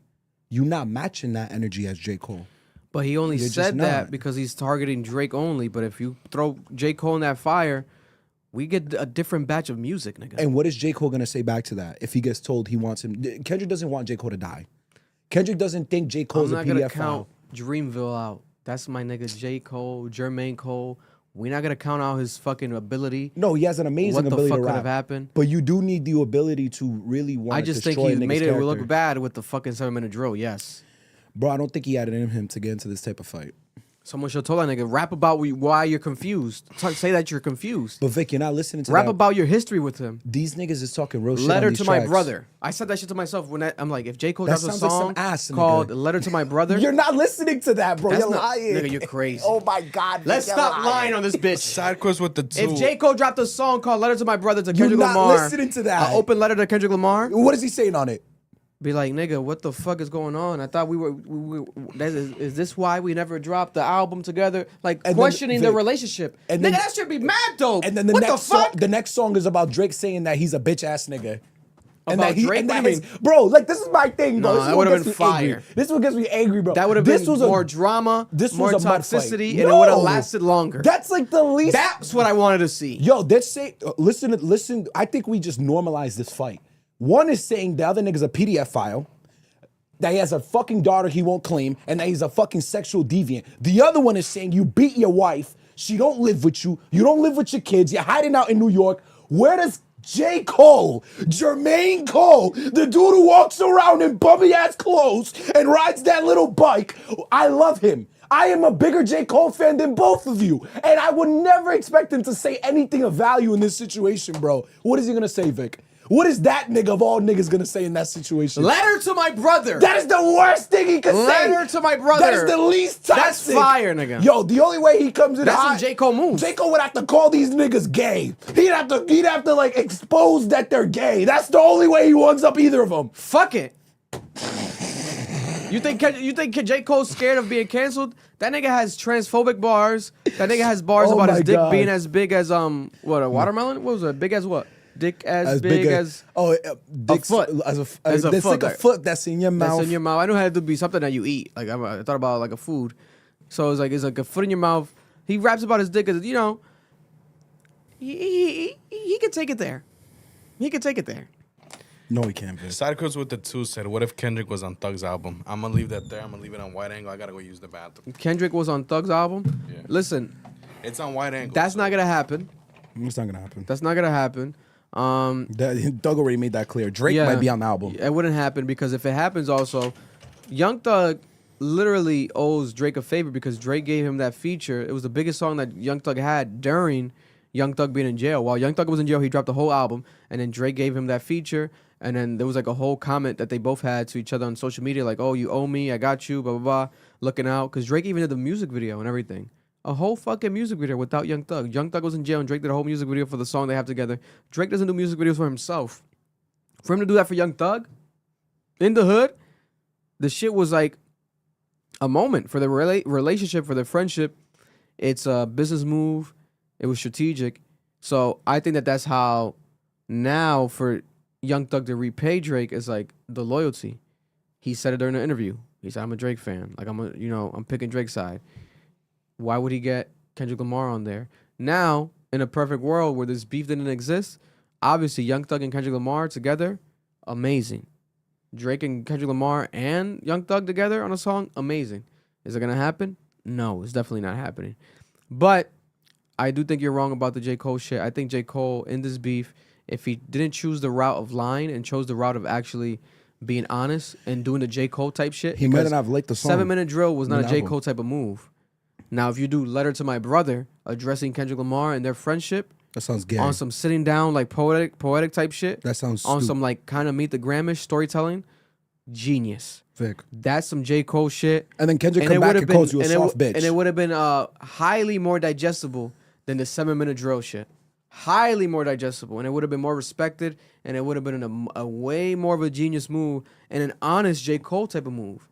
Be like, and even end the fucking song like that. Like, nigga, I don't even know why I wrote this. Like, I might not even drop this shit. Like, I don't know why I did this. But That sounds so but soft, it's like, bro. you know, addressing that. The same shit he said on the stage. Put it into similar, not that, a little bit of that to maybe end the verse or song if he wants to. But You add want him some to of that make, energy. I let Kendrick down? Is that Let what you Kendrick want? down. Yo, Vic, stop. Vic, stop. Because what did we want J. Cole to do? There's nothing not he like could us? do. He can't do He nothing. ain't gonna do that. But he can't do A nothing. fucking grippy. It's grippy. Bro. It's grippy. Kendrick, that's why I'm telling Kendrick's you. a good kid from a mad city. That's like, what why the I'm fuck is glad he- this happened, bro. Yo, God knew better. He took him out. Listen, The nigga could rap, though. He just don't got I that would have dog loved in to him. see that shit, a three-way, not a three-way, a three-way attack, a triple threat. What type of matchup would you call that That's shit? too good of a man, bro. It's a 1v1. I was fucking around slap niggas. Would it be 1 versus 1 versus 1? You know, I don't know. And to be honest, I think Drake was expecting J. Cole to hop in because he says on Family Matters like a J. Cole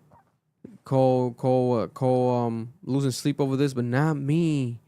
You know, no, he said on push-ups actually. Was it what? No, it was on. Oh no, It was on the beginning of Family Matters. I forgot because that's the end of push-ups. That's why I always confuse push-ups sometimes because the end of push-ups is the beginning of Family Matters, right?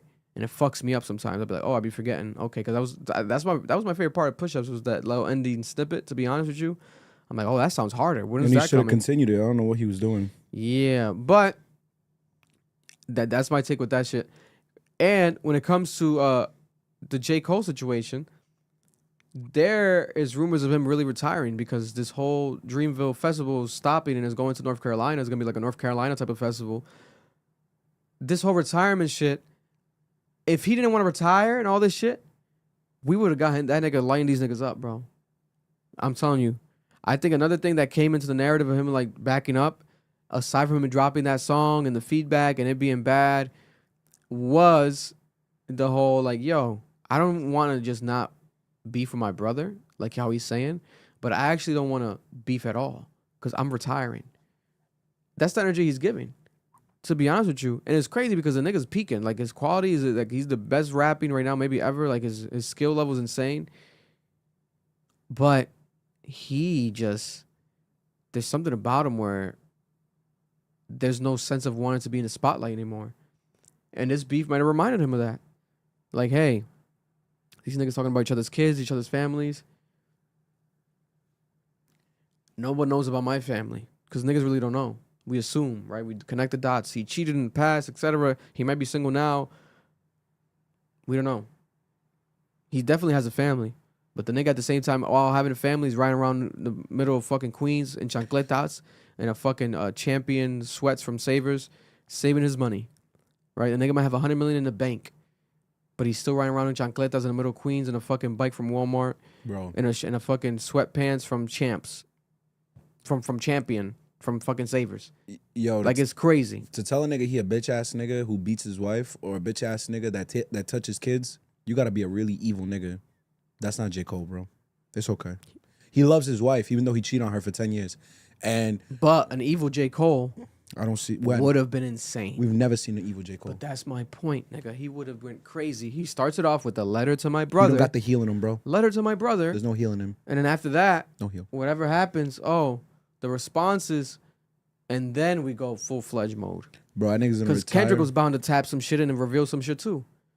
You know what I'm saying? Like, I know Nick's one. Eat my dick. that's why your son, like, has ashy elbows. I don't know. I don't want to disrespect nobody's child.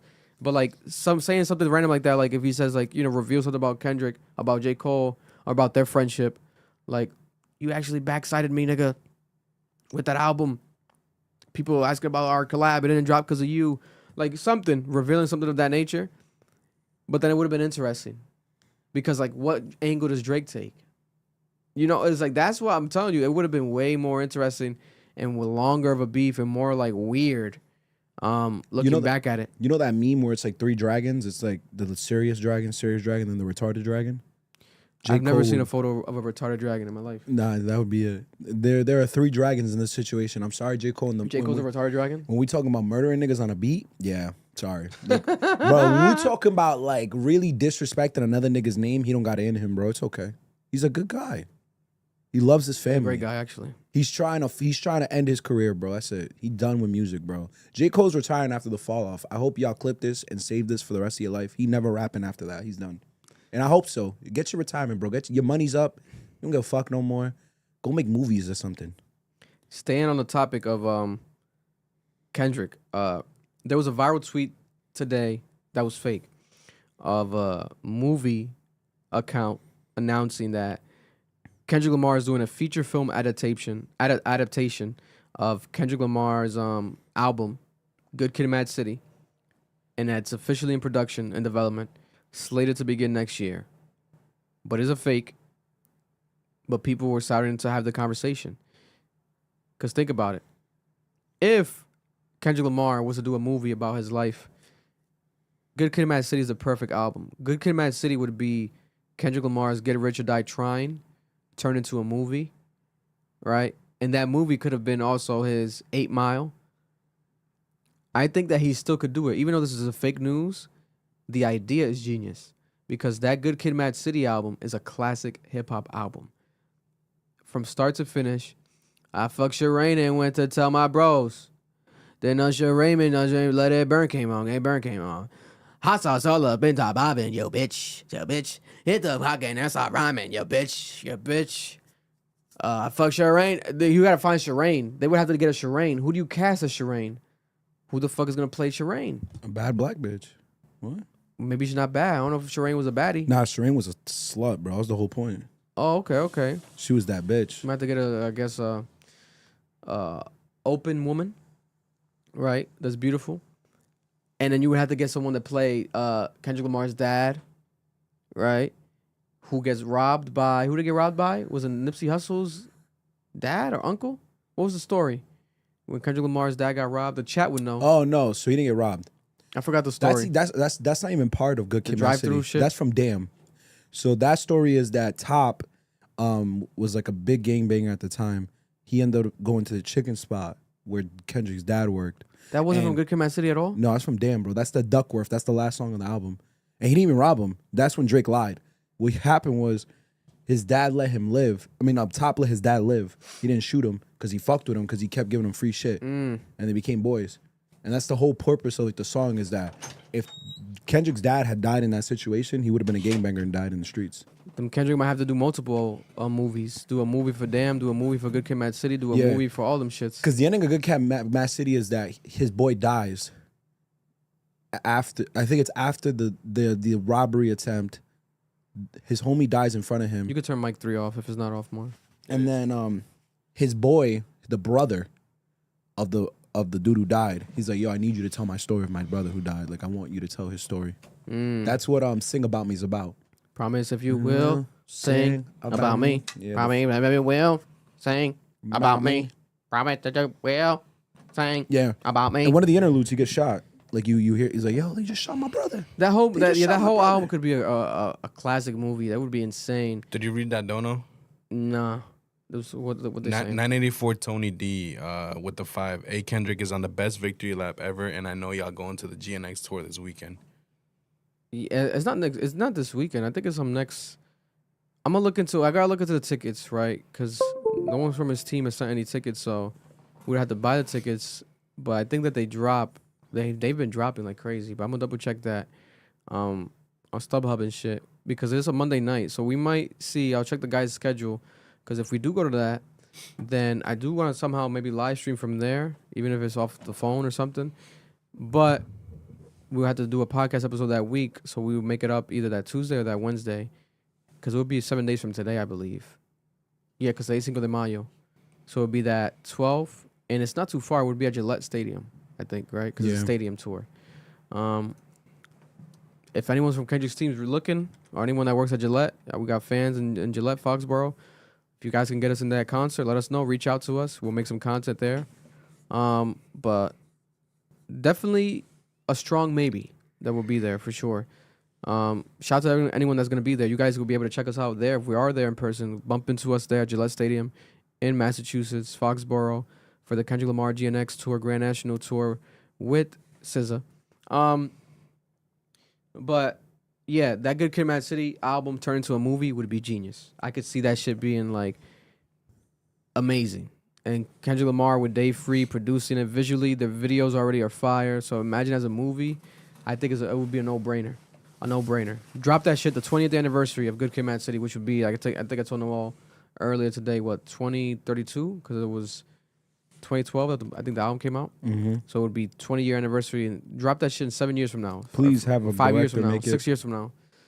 Like, that idea is genius. Even though it's a fake news, the concept is yeah, it's dope. It's genius. Also, speaking about some of the effects from the Drake and Kendrick Lamar beef, bro, Drake, after the beef, has not wanted to work with anybody that's not loyal to him. It seems like he doesn't even fuck with people in general. He seems like he's not trusting nobody.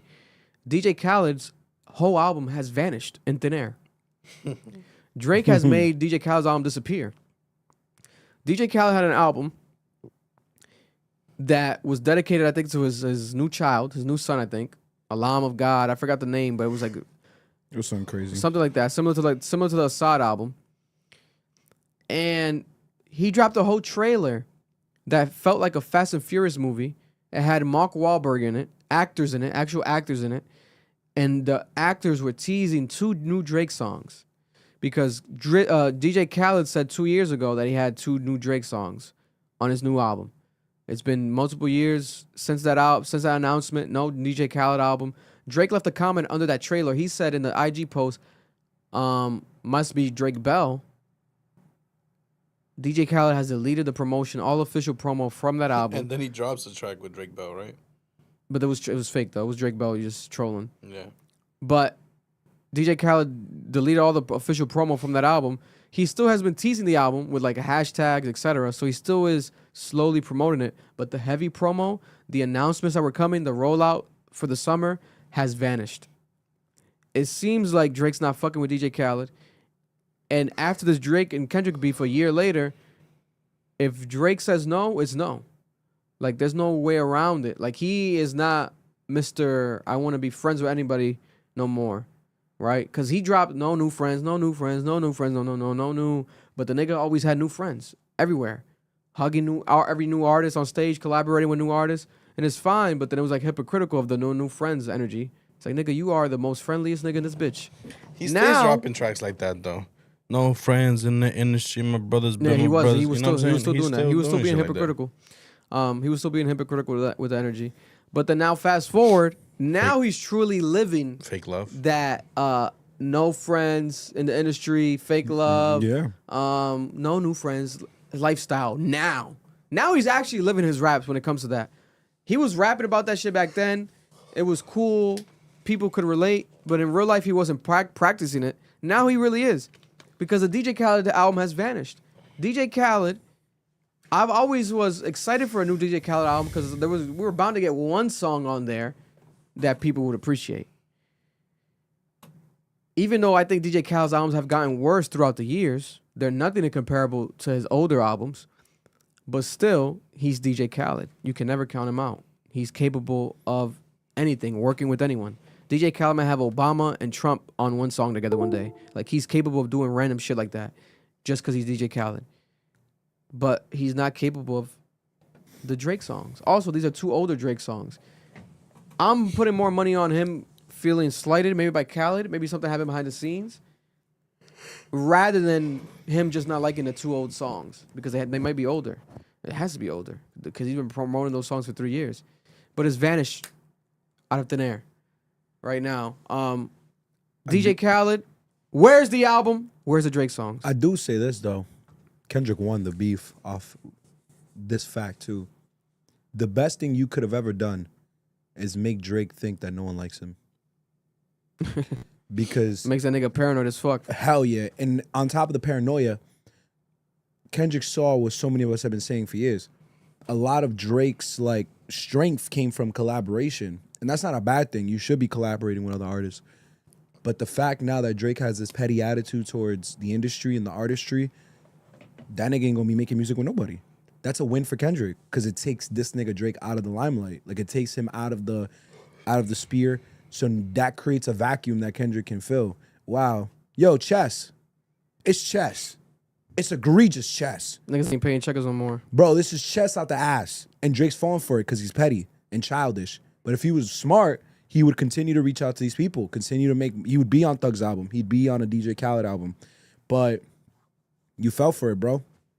Now he thinks everyone's against him. And the things that made you great, the collaborations, the major features, you can't even make a feature with Ross no more, bro. Like, this type of shit is going to be the detriment of your career. It ain't going to be the beef. It's going to be how you reacted to the beef. God bless your heart. God bless. I think that's it for Drake and Kendrick. Let me make sure we didn't miss like no random Drake or Kendrick topic pertaining to them at all. No, yeah, it's been crazy. What's the worst moment to you, Marloon, from the beef? just to end it. The worst moment? Yeah. And camera on you. I Doesn't have to be a song. It could be anything. Just a I moment. enjoyed it, man. I enjoyed it. The worst part of the beef is the fact that we're not getting no fucking music anymore. Keep giving me more fucking hits, more beef. I want, you know what I'm saying? That's the worst part for me. The fact that it ended It ended a year ago. so early. Bro, and not only that, it's been a fucking year. Yeah. Bro, I shit felt like it was yesterday. Low key, I was shocked when people were saying Bro, that the a other day. year. It's been a year. I want more music. I want y'all to keep coming at y'all throats, man. For real. I don't know, like, to me now with the little subliminal shit here and there, that's whack as fuck to me, bro. That's whack. I want y'all to keep coming. Go at to the y'all jugular. throat. I want y'all to keep coming at y'all throats and shit like that. Now we gotta wait to see if Drake is really coming this summer. He's gonna make this shit lit. Blah blah blah blah. I want to see if there's some jabs in there. I want to see if Kendrick Lamar's. Oh shit, yeah. Oh you go. Oh, boom, drop some shit too. You know what I'm saying? I want to see what's up. I want to see what these chess plays are gonna be. Hopefully we get something. That's the worst part for me. The fact that we're waiting for shit. You know what I'm saying? Literally. We're waiting for shit. That's the worst part. I heard a little birdie told me Oh, you called up Drake? that FaceTime him? there might be You WhatsApp him? something Black Hippie related soon. Oh, I like that. I don't know to what degree, to what level. But something Black Hippie related might be coming soon. That's Schoolboy Q, Absol. Kendrick ain't gonna be on J-Rock. it because Kendrick himself said Black Hippie didn't work because of me. He did say that on the Heart Part 6. On the Better Heart Part 6. He did say that. So hopefully that would be dope as fuck. But he said Black Hippie didn't work because of me. So we'll see. Right now during this, there is the Met Gala. The annual Met Gala happened again, one more time every year. It feels like to me a competition. Who's going to win the Met Gala? Who's going to lose the Met Gala? All these rich people coming together to dress the best, dress the worst, the most insane outfits every year. I believe it's for a good purpose. That's what I always hear. I was going to say fuck the purpose, but actually let's look it up. Hey Siri, what is the Met Gala about? The Met Gala is an annual fundraising event for the Metropolitan Museum of Art's Costume Institute. It commemorates the opening of the spring exhibition of the Costume Institute, and it's attended by designers, models, etc., etc. So it's a fundraising event. Okay, so there's For actually meaning art. to it. So there's meaning, yes, there's actual meaning. I never knew the meaning to it. So there we have the meaning for those who didn't know. But guess what? No one gives a fuck about that. What people really give a fuck about is how you're gonna look. Future this year decided to pull up looking like Wanda Sykes. He cut his hair, and now he has a new look. He took the Wanda Sykes look. He cut the dreads off. He tried to prevent a Lil Wayne from happening because Lil Wayne right now seems like he should have done. He's a legend. I love Wayne, but those dreads, he should have cut them years ago and regrew them again because them shits is falling off, baby. But he's a millionaire. He'll probably get them fixed somehow with Turkey. But also, we got Swiss Beats and Alicia Keys pulling up like some Bloods. They look like Blood gang members. Sabrina Carpenter stealing the show with those legs. My God, what some legs. Oh, my God. Janelle Monáe. Aren't you married, bro? Listen, so is Sabrina Carpenter. Janelle Monáe pulled up to me. Janelle Monáe pulled up looking like a refrigerator from the 1900s, right? She looked like one of those box waters that Jaden Smith made like $500 million from, the Just Waters. Who else off the top of my head before we show photos? Fucking Rihanna reveals that she's pregnant again by A$AP Rocky, their third child. Wow. I believe, right? A$AP Rocky cannot get his dick out of Rihanna's vagina. Guess what? I don't blame him. Who would? Who would? If I'm A$AP Rocky, I might have 10 kids with Rihanna. Damn, says Rihanna slipping on semen now. You know what I'm saying? A$AP Rocky used to slip That on was crazy, semen Mar. years ago in prison. Now Rihanna's Now she's slipping on semen every day of her life. Slipping on semen.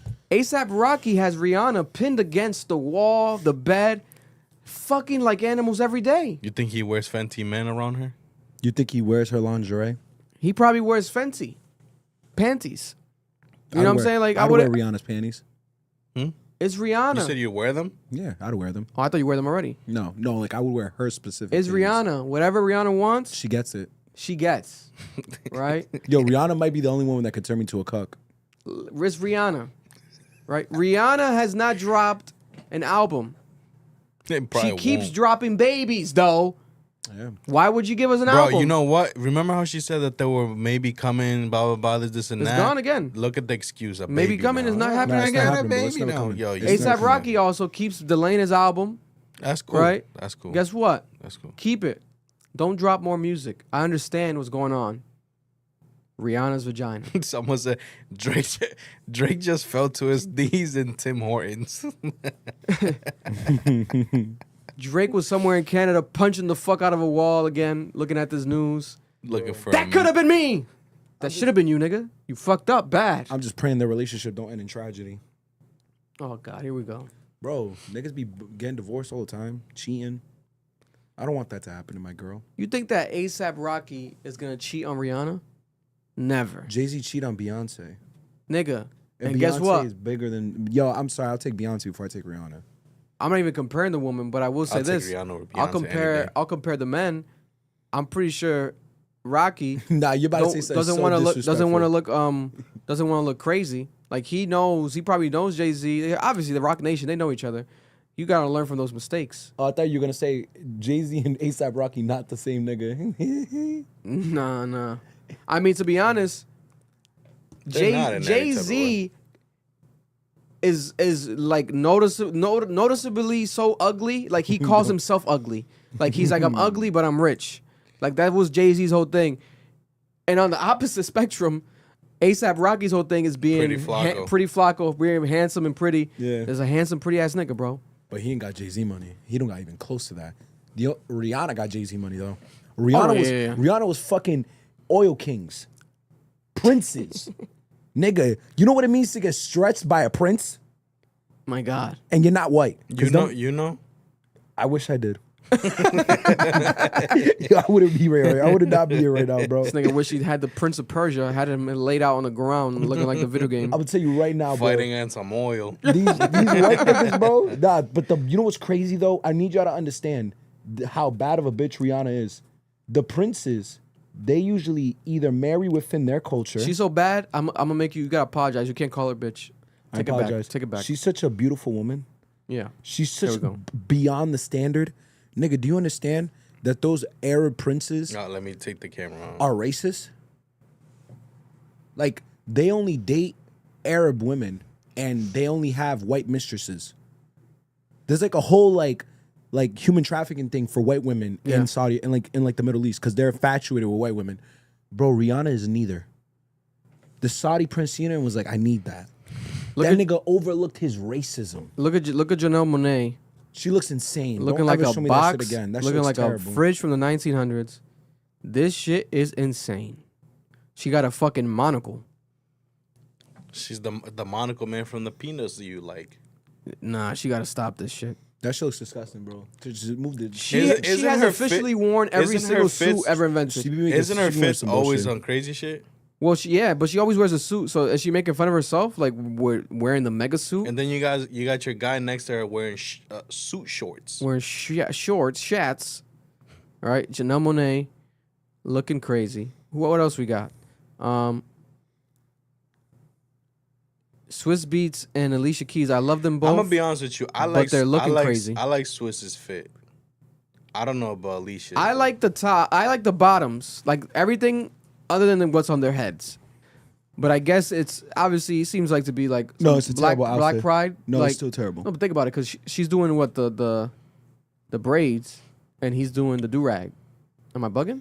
No, yeah, which is cool. They're trying to do like some black culture shit. And which I would I fuck with that, but I don't like how it looks. Some Cleopatra shit. Cleopatra shit, maybe. I'm gonna tell y'all something. I get what they're going for. not is it. the coloring and the suit design that is disgusting.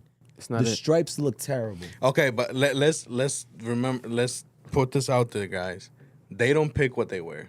Yes, they do. No, they pick. They don't pick. I think like they get sponsored. I think everyone They gets pick sponsored who they by a want to- designer, to- like a to- designer. to work under, but what they're presented is what they gotta wear. Yo, Alicia Keys and Swiss Beats is not gonna just throw on some bullshit. Nah, bro. if they get forced to like wear that. this is crazy. They like to. They have Doechii, stuff like that. fire, designed by Pharrell. I love the little like. I love it on her. Like the LV stamp on her cheek. Yeah, she got like an LV, like almost That's like hard. burning, like her face almost got burned. Fire. Doechii can pull anything off. I don't know about the shoes, but Doechii can pull anything off. Here's her again. Fire. Look at this shot. This is a clean ass shot with the afro. Woof. It's a beautiful woman right there, bro. Goddamn Doechii. God bless you. Sabrina Carpenter. God damn it. Look at that fresh milk. Look at that fresh milk, nigga. Stop texting. Look at that fresh milk. Yeah, the Celtics niggas are biling. Yo, bro, I'm gonna let you know right now. Fresh milk, Noel. That outfit's terrible. But I'll still Stop. destroy her. That's fire on her. You know what it is? It looks good on her. What's that look? It's like a look. What's that look when they have like the shit on the back long? composer. It's a Yeah. It looks more like a magician. It looks like a magician. She could teach you some But, tricks, nigga. She'll but make you- no, make she's that dick beautiful. disappear. Oh no, I would fuck her that night. Oh It's my just- God, bro. You Bro, guys what are is this burgundy crazy. theme? Is this a part of the? It might be the theme or something. These. Hey Siri, what's the theme of the Met Gala this year, 2025? that shit don't look good. Listen, respectfully, I'm not really into white women, but Sabrina got me. No, Sabrina Oh, got me the all theme day. for the 2025 Met Gala is super fine tailoring black style. So tailored black style. Yeah, they're so- saying it's Black Gala. Black Gala, black daddyism yo, is the theme. I'm gonna let you know something. Tailored. That shit looks like some butt, but she looks amazing. Like she looks amazing. I would have egregious sex with her. Again, Pusha That's T, amazing. same color, Pusha T. Though, mind you, that's cocaine on his shoulders, not diamonds. Yo, he got Pusha T got cocaine on his shoulders. That's cocaine. Oh my God! That's cocaine.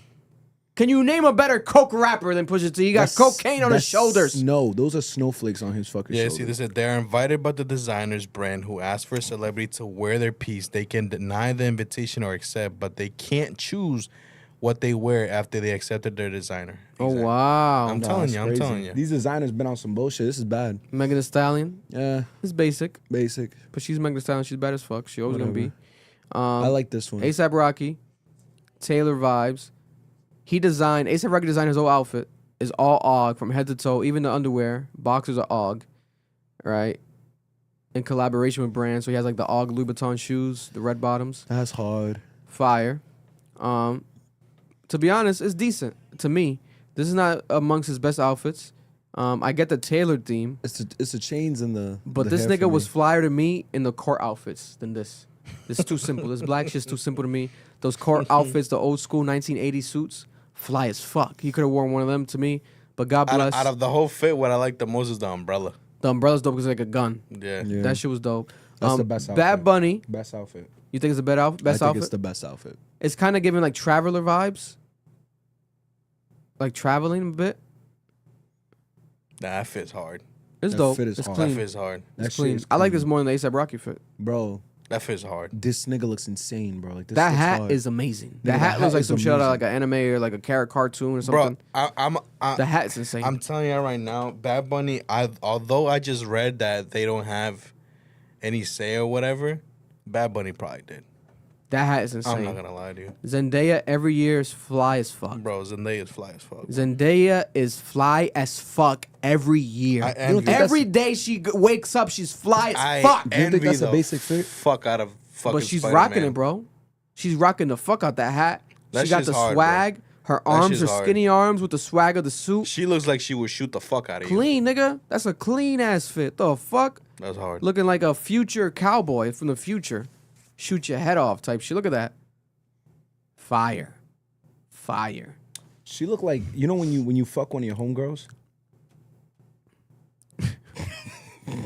know about that. I don't know where you're going with She this. one of the Shabuzi- homegirls I would fuck. People thought they Oh, said okay, that I see what Shabuzi you- looked gay. Yeah. They were saying on Twitter that Shabuzi looked gay, because of his outfit. I fuck with it. I think it's like a stylish cowboy. You like that? A stylish cowboy. Yo, nah. Vic. Nah. Vic. Stylish cowboy. Nah. Nah, Vic, stop. Nah, for a quick second I thought it was Meg.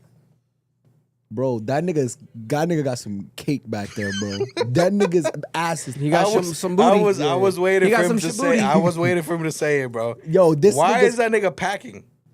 I didn't see that. Now, you guys looking at his meat. I did not know it was his meat. God bless No, his not meat. his meat. Like his, God bless his meat. bro, he looks thick. Nah, he looks thick, bro. That This nigga look this thick. was No Doechii gay hiding shit. her outfit. It caused a whole scandal. People thought it was Nicki. Again, genius marketing. Doechii's team is unstoppable. No, yeah, that's She smart. is a full-blown superstar. Shabooty. All the biggest celebrities in the world, and Doechii's the one that does that and steals the show. She's a genius. Now let's look up some more outfits because I didn't have them all properly here. Thames, real quick. Fire. I like that. Kind of giving old school vibes though. Not a huge fan of it actually now, to be honest Nah, I with you. like it. The I more I like zoom in, I don't know. God I bless. like it. No. I like it. God bless. Kind of giving Sinners vibes, like that old school. I still It's didn't watch giving that. Jonathan Majors. Jonathan Majors vibes. But shout out to Thames. Beautiful woman. She could fucking wear a piece of napkin and I'm gonna fucking say she's beautiful. This is fucking Thames. Who is this? Whoa, epic. Who did this outfit reveal? They keep saying to look up Andre 3000. Oh no, Andrew 3000 dropped a new EP. Keep it. If it's flutes again, keep that shit, bro. Nobody wanna hear no more new flutes. Who is this? Lewis Hamilton? No, he wasn't invited. Idris, yeah, Idris. Not, what's his name? The nigga from Snowfall. Snowfall. No, yeah, fuck, I forgot how. For a quick forgot to second, I pronounce thought it his was name. Lil Nas X. No, I knew it was him. Damson They got the Idris. same- Samson body. Idris. Idris, My yeah. bad. Fire. That's fire. Fire. Oh, KB Lame from TikTok. He got a bunch of time monocles on him. Okay. If I start being honest, I'm gonna get in trouble. That's not a really bad outfit right there. That is the worst shit I ever seen. in That my shit life. look kind of crazy. That What shit the looks fuck fucking is this, stupid, bro? nigga. I guess it is. The point is to look stupid too, to an extent, right? Because you want to No, cause a scene. that Coco just, Jones, just look fire. fly. Coco Jones looking like a fucking That's hard. beautiful butterfly. Cardi B and Burberry for the Met Gala. That shit looks like That's just clean. two things. Either she's itching or she's hot as fuck. She looks like the Poison Ivy from Batman. It look That's clean though. It look like that J-Lo it looks like dress you won't let go of. it looks like tapestry. I'm fucking with it. They got some more. It angles. It Let's works see. because she's showing the yitties, but like Got the I don't- yitties out. Yeah, I don't know about the. Not a huge fan of the haircut. Yeah, no. There's probably a theme behind that. That it is. It is. It's the whole black thing and all that. That's how it was back in the day, bro. You know what I'm saying? Not a huge fan of that. But let's see what else we got here. Handsome guy. Don't know him, so we're gonna move on. Again, Rihanna with a new outfit. She had like 2 outfits today. That is a bad fit. I don't like that one. That is disgusting. You know, she looks like a fucking pigeon. But it's very it's on theme she though, look guys. like she's this from is the Hogwarts. theme. She looked like a pigeon, bro. Bro, she looks like You know, she looks like the fucking pigeon lady from Home Alone. she looks She looks she's like a part of That's what Mrs. she the- looks Penguin. like. If She Mr. look- Penguin had a female, Mrs. Penguin is Mrs. Penguin. Bro, she's a part of the Wizarding World. But that's dope though. If anyone could pull it off, it's Rihanna. The hat is huge. This might be the biggest hat in the world. Fire. Bro, she didn't pull nothing off. That's just ass. Bro. That shit's bad, bro. You're just saying that because Rihanna, bro. It's just bro. bad. No, That's literally because of Rihanna. That shit's just bad, bad. bro. Rihanna gonna get it every time. Is that Saquon Barkley? Why is he at the mat wearing some basic ass bullshit? Yo, they've been calling Saquon Barkley a coon all week. It's been crazy, bro. because of the Because of Trump shit, and he was with Timothy Chalamet last night. They're like, I know what type of black he is. It's like, yo, the internet is really ruthless. Look what they said. Of course, this kangaroo had no clue what to wear. Yo, leave Saquon Barkley alone, bro. Nigga. This nigga just had arguably the greatest fucking season as a running back just to get torched. Look bro. at, they made him a raccoon right here. I'm done. I'm done, Yo, nah. Yo, this is what AI should be used for. Yo, they make call him this Say nigga Coon. literally a goose. They say Say Say Coon. Oh my Say God. Coon. Say Coon is crazy. Yo. But you know what's crazy? Oh my Vic, God. Vic, you know what's crazy? The raccoons wear it better than Nah. Why the outfit look better on the raccoon? Nah, that Yo, shit's why? crazy. Yo. People want to police people's blackness online, like, nah, because you like that's Trump, you're not funny. black no more. Like, stop, Bro, bro. that's This is hilarious. it's funny as fuck. No, Bro. but that raccoon It's rock. funny Yo, as fuck. Vic, the raccoon's wearing it better than him, bro. That shit is crazy. Oh, I thought I was saying Ashton Hall jerking real quick. I'm like, what the fuck was that? Let's see what's this trending. Obviously, Met Gala #1 with almost 4 million tweets today already. So we got Rihanna. Damson Idris was fired. Nicki. This is a bad theme this year. The theme Doesn't work. is like kind of like aged vibes. I like Nicki. I like though. Nicki's more than Rihanna's. No, it's definitely better than Rihanna's. It's just not good either. I like Nicki's. When the bar is low I like and you go it. a little higher, I I like mean it's that still one. not low. I like that one. Because the thing is, the theme was like tailored, so everyone's kind of going for the stripe shit. Because stripes gives tailored. Bro, it was back in the day. The Yeah. stripes were the fucking pinstripes The were issue the is, shit, bro, bro. pinstripes is such a Who hard the thing fuck to is do. getting married, bro? Especially Who's when you're that? a larger person. Diana Ross, There's a lot of big Wow. breast women. the legend. After a 22-year hiatus from the Met Gala, Diana Ross with the 18-foot gown. God bless Diana Ross. Diana Ross said, I'm that bitch. Killing that shit, Diana. Lewis Hamilton, one of the flyest niggas in the world. That's nice. I like that. And I like the touch. That's dope. Clean. That's clean. That's He clean. looks like them. What, They put Howler Packer on him. Why they put Howler Packer on him? What does that mean? HP. is crazy. Oh my God. Because he looks like a computer. Like a white computer, maybe. Classic. Nah, it's clean. It's clean. Oh, no. Jalen Hurts. Jalen Hurts looks crazy. She looks like Willy Wonka. Willy Jody Wonka. Turner Smith. Willy Wonka. What are we doing here? Willy Wonka. But it's Willy just Wonka clean, is though. Crazy. This is a lot of detail on this bitch. It is. But I'm very confused at Look the at the detail on strategy that these fucking niggas bitch went right there on with. that Bro, leather. she on that. she looks like she could be in a Blade movie. A lot of these outfits have great like details. It's just they didn't execute it well. This is very confusing. Kaytranada looking like he just did a fucking line. God damn, he went to Hawaii and came back off a line. Not gonna lie to that, I fuck with it. Childish fuck with Gambino vibes a That bit. nigga look like he about to go do the bullshit in Spain. What the fuck is that, bro? They said this is Chris Brown at the Met Gala. Olay. Chris Brown at the Met Gala. That nigga's never going to a Met Gala again, bro. Yeah, I'm surprised it's not like no crazy like one. Oh, Andre 3000. There Uh, it is. This Looking nigga like Andre a homeless 3000, nigga. bro. Looking like a homeless This nigga Andre 3000 pulled up He's a to the genius. Met He's a Gala. genius. Andre 3000 There's a joke here. pulled up like a hobo, but like a fly hobo. Cause bro, Like a hobo that has a piano. he's a jazz performer. Nigga, That's what that the is. fuck? He's a jazz performer. That's what it is, bro. I gotta look this up with He's higher a- quality. Bro, that's what That can't be a real nigga's piano, though, genius. obviously. That's too heavy. No, it's definitely made. But he's a genius, bro. That's genius. Nigga, that is hard. that I'll give him that. Why isn't that? Okay, I put the hashtag. Cause honestly, if that was the theme, bro, I'm expecting like, what do they call it? There's a word. They're saying the theme is just black culture, old black culture.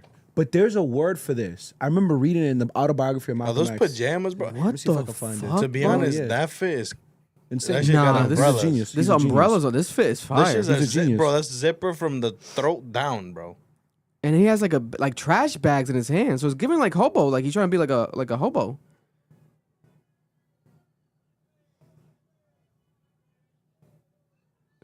The world's first piano backpack. Nah, this is tough. I wonder how many people he smacked with that fucking thing accidentally. This nigga got a piano. This is hard. Oh, that's what it's called. Thank God. Zoot. They're zoot suits. That's what they're called. Fuck. That he's wearing? No, not him. Everyone else. So the pinstripe with the insane. But this is my point. Oh, so he dropped, and also Andre 3000 dropped I'll a new show EP you. right now, 7-track EP. This is the cover art, his outfit. I knew I wasn't bugging. What the hell? So Piano It's- sketches. It's gonna. That's what it's called. The EP. It's piano noise. That's what it is. I'm calling it right now. yo, no, without a doubt. This nigga really got a black trash bag though. This is fucking hilarious. But I'm surprised they didn't go for the baggier looks. Hefty dropped. That's Oh, what they're Zoots. Yeah, yeah. They're trying to advocate. Hefty dropped a bag, bro. But this stop, bro. That's a hefty. No, bag. but that's not. That's what ASAP Rocky was wearing to the courts. The Zoots. No, but this is the theme. No, the theme is we already said it. Black colored, tailored. It's not black culture. It's just black tailored. Well, The color black. A lot of the stuff has black culture inspired shit in it. Yo, this looks like Because a if not, ripoff. ASAP Rocky would have pulled up like that, looking fly as fuck, looking like that's like Batman Arkham City like 90s shit, like Jack Nicholson, This is 1920s. That's what they used to wear. That's what Malcolm X was wearing. Like that was a Yeah, whole thing. yeah, yeah. Suits and shit. Black Panther suits. Met Gala That's clean. theme 2025. That's clean.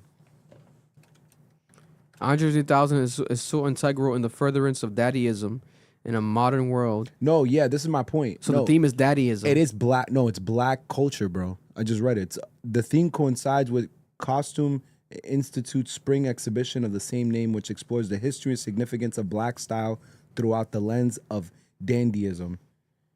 Really? Bro, that's what I'm trying to say, bro. They Then went about this weird. I'm shocked by ASAP Rocky's outfit then.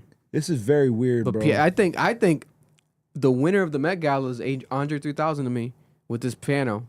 This shit's just like so outlandish.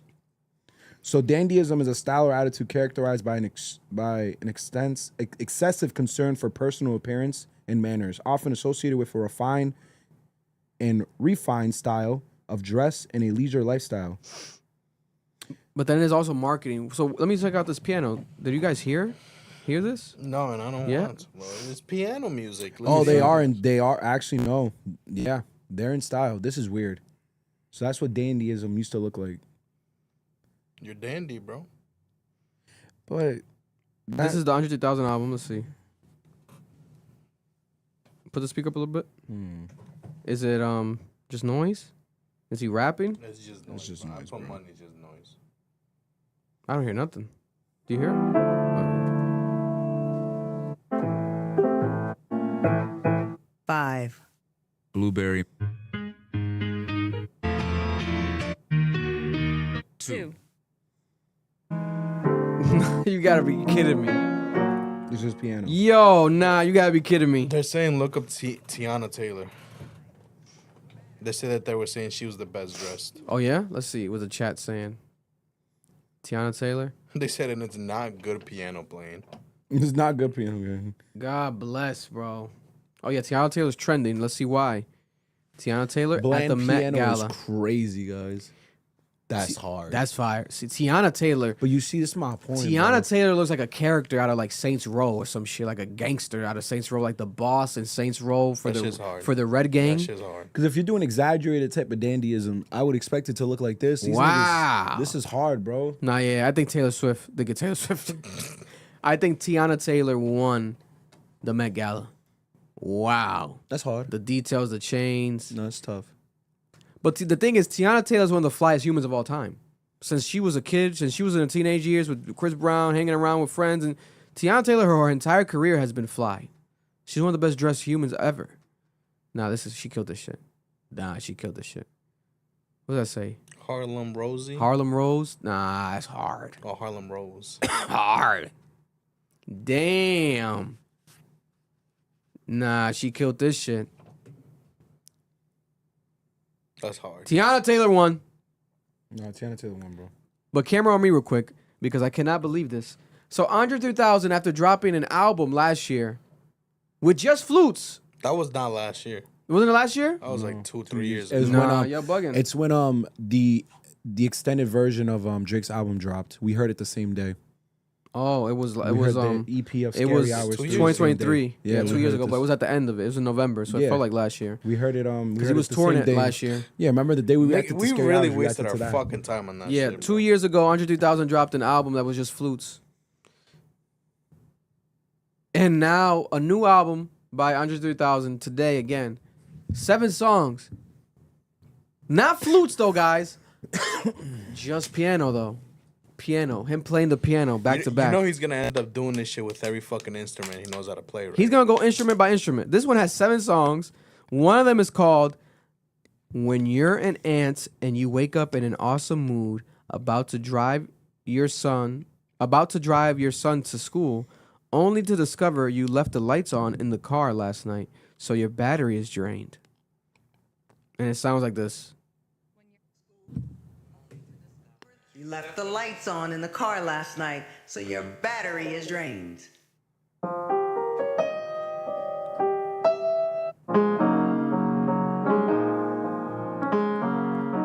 103,000 is no longer a rapper. 103,000 is a randomer. He just creating random shit, doing random art, doing random things. He's almost like Shia LaBeouf. When Shia LaBeouf was doing the most random shit in the world every year for like, 5 years back to back, now we got 103,000 doing the same shit. He's probably going to go instrument by instrument like Marlon said. We might get a guitar album next year. You know what's crazy? I'm not mad at it. It's like at this point, you're 103,000. Do whatever the fuck you want. Stop, Vic. Stop, Vic. Don't defend this. I hate when Vic defends people he likes. Yeah, bro. Thrash all of them. Yo, you want to know what Andre 3000's last verse was? Hold on. Don't even say it. I want these people to understand. The Kanye one, that he, Bro. the Donda one. Bro.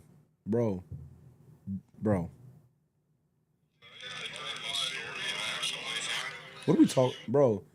Just noise. Bro.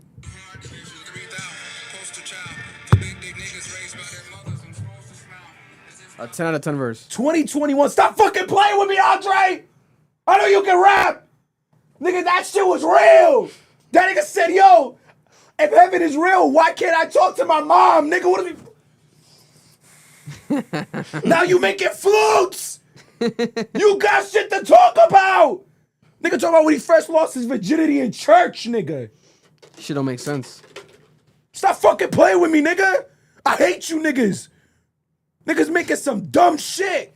Cause you feel it. Shut up, nigga. Stop this shit, bro. Make some fucking art that matters, nigga. This nigga making some bullshit flutes. It's not even good flute. It's not even worth being in a Legend of Zelda game. It's some bullshit. And you write in the chat, weak ass piano. It ain't some shit that makes you feel something. I know that shit makes. It ain't no C minor crazy shit. No, nigga. Is that the Black Mozart? Is that the Black Mozart? Stop. I don't even think he's the one doing it. He better be playing these fucking instruments. If this shit's some AI or his boy that he puts in the studio, I swear to fucking God, I'm gonna start crashing out. Stop fucking playing with niggas, bro. You niggas keep playing with niggas and try to have me supported, bro. Cause they watch all these young niggas be lazy, now they wanna be lazy. Stop fucking playing with me. We need to put effort back in art, nigga, fuck. Where's the fucking commitment, nigga? Where the fuck is the grind? I hate this shit. I need some water. Your piano is trash. Take that shit off your back. Fuck. That nigga carried the piano with him like that shit was the cross. He looked like Jesus on the cross. Nigga really but it was said, Andre 3000 on he the said, piano. Let me bring to the Met Gala what made me create this fire ass EP. My God. Gave us some bullshit. Gave us some bullshit. In other news, Grand Theft Auto 6, breaking news. Grand Theft Auto 6 has been delayed 1 year. Yo, for it those is who now thought, officially now officially being released May 26th of 2026. A full year from this month confirmed. And it's so bad of a news that Rockstar literally apologized in the statement. I wouldn't know started who off really by thought saying was coming this year though. They started off by literally saying, we are very sorry that this is later than you expected. All right. In the trailer, it said it was going to come 2025 this year. We don't know when. We assumed this summer, maybe Christmas. They pushed it back a year. They had to release a full statement. People are now so upset that they're saying at this point they can keep the game. We don't give a fuck about the game, etc. I disagree. I think no matter what, this shit could drop in 2027 for $100, $200. People would pay it, and people are gonna play it because the anticipation is insane. Especially, nigga, you talking about Florida? You're doing this video game in Florida, maybe the craziest state in all of the states. Yo, bro, if I don't get this is gonna be insane. Vic, it's been 10 years. No, it's been 15 years, I think, isn't it? No, it's 2010. Hey Siri, when did Grand Theft Auto 5 come out? No. We was in 2012, 2014, 2011. 2011 American comedy. Damn, it's been that long. 15 years. Film. 15 years. Nigga, if I'm not playing as Kodak Black or fucking Fat on the street, and I get to do side missions with Lamar Jackson and throw that game away. I'm getting heated now. Nah, nigga, because there's so much But why you delaying it, Vic? But they said that they said you might be able to do anything you want. You can have Anything you sex with want. alligator. 2013 is when it came out. Sex with alligator. Who doesn't want to have a sex with alligator? Who the fuck said that, bro? Florida, some wild Florida shit. Bro, if I'm not able to do wild Florida shit on the game, I don't want it. I want to be able to walk into buildings and steal, shoot, blow up buildings. I want to be able to have sex. If this game comes out literally for $100, would you pay it? You want to be able to control the strokes and shit? Yes, I want to be able to control the strokes. What's the most you would pay for this video game? I want to be able to talk into the controller and she can hear me. What's the most you would pay for this video game, Noel? Hey, I like How much I'll pay? The most. If it came out tomorrow, what's the most you would pay? Oh, tomorrow. If it comes out tomorrow, 100. How much would you pay the most, Marlon, if it came out? Put a camera on you for the GTA years. I'm willing to pay up to like $300.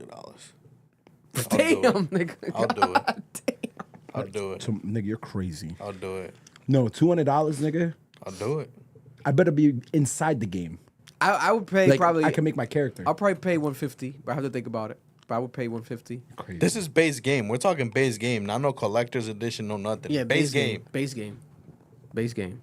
Yo, who said I can't wait. 75? Bro, games are not gonna be 75. Games are not even 70. There's $80 games today. What are you guys talking about? 75? Yeah, they just upped the prices to God bless. $80, and I want you guys to understand that it's all thanks to Nintendo. Nintendo You was think like, it's let me Nintendo's fault? bring the Switch, and guess what? No. The games are gonna be $80 fucking dollars Mar, I'm not or saying that. $90 depending what game it is. But you can get it for $50 if you buy it with the console.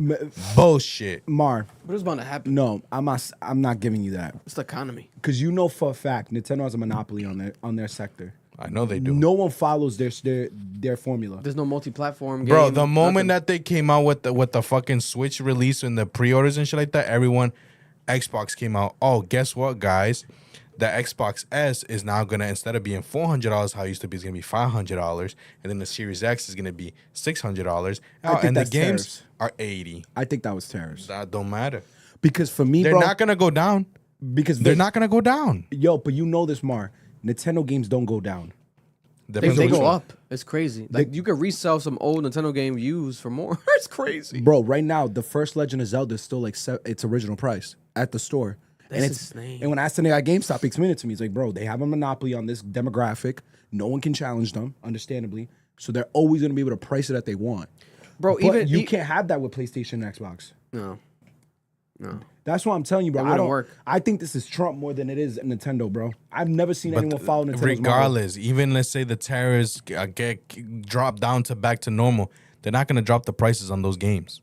Then people can go to PC. Yo, it's getting to a point. Niggas are all gonna move to PC.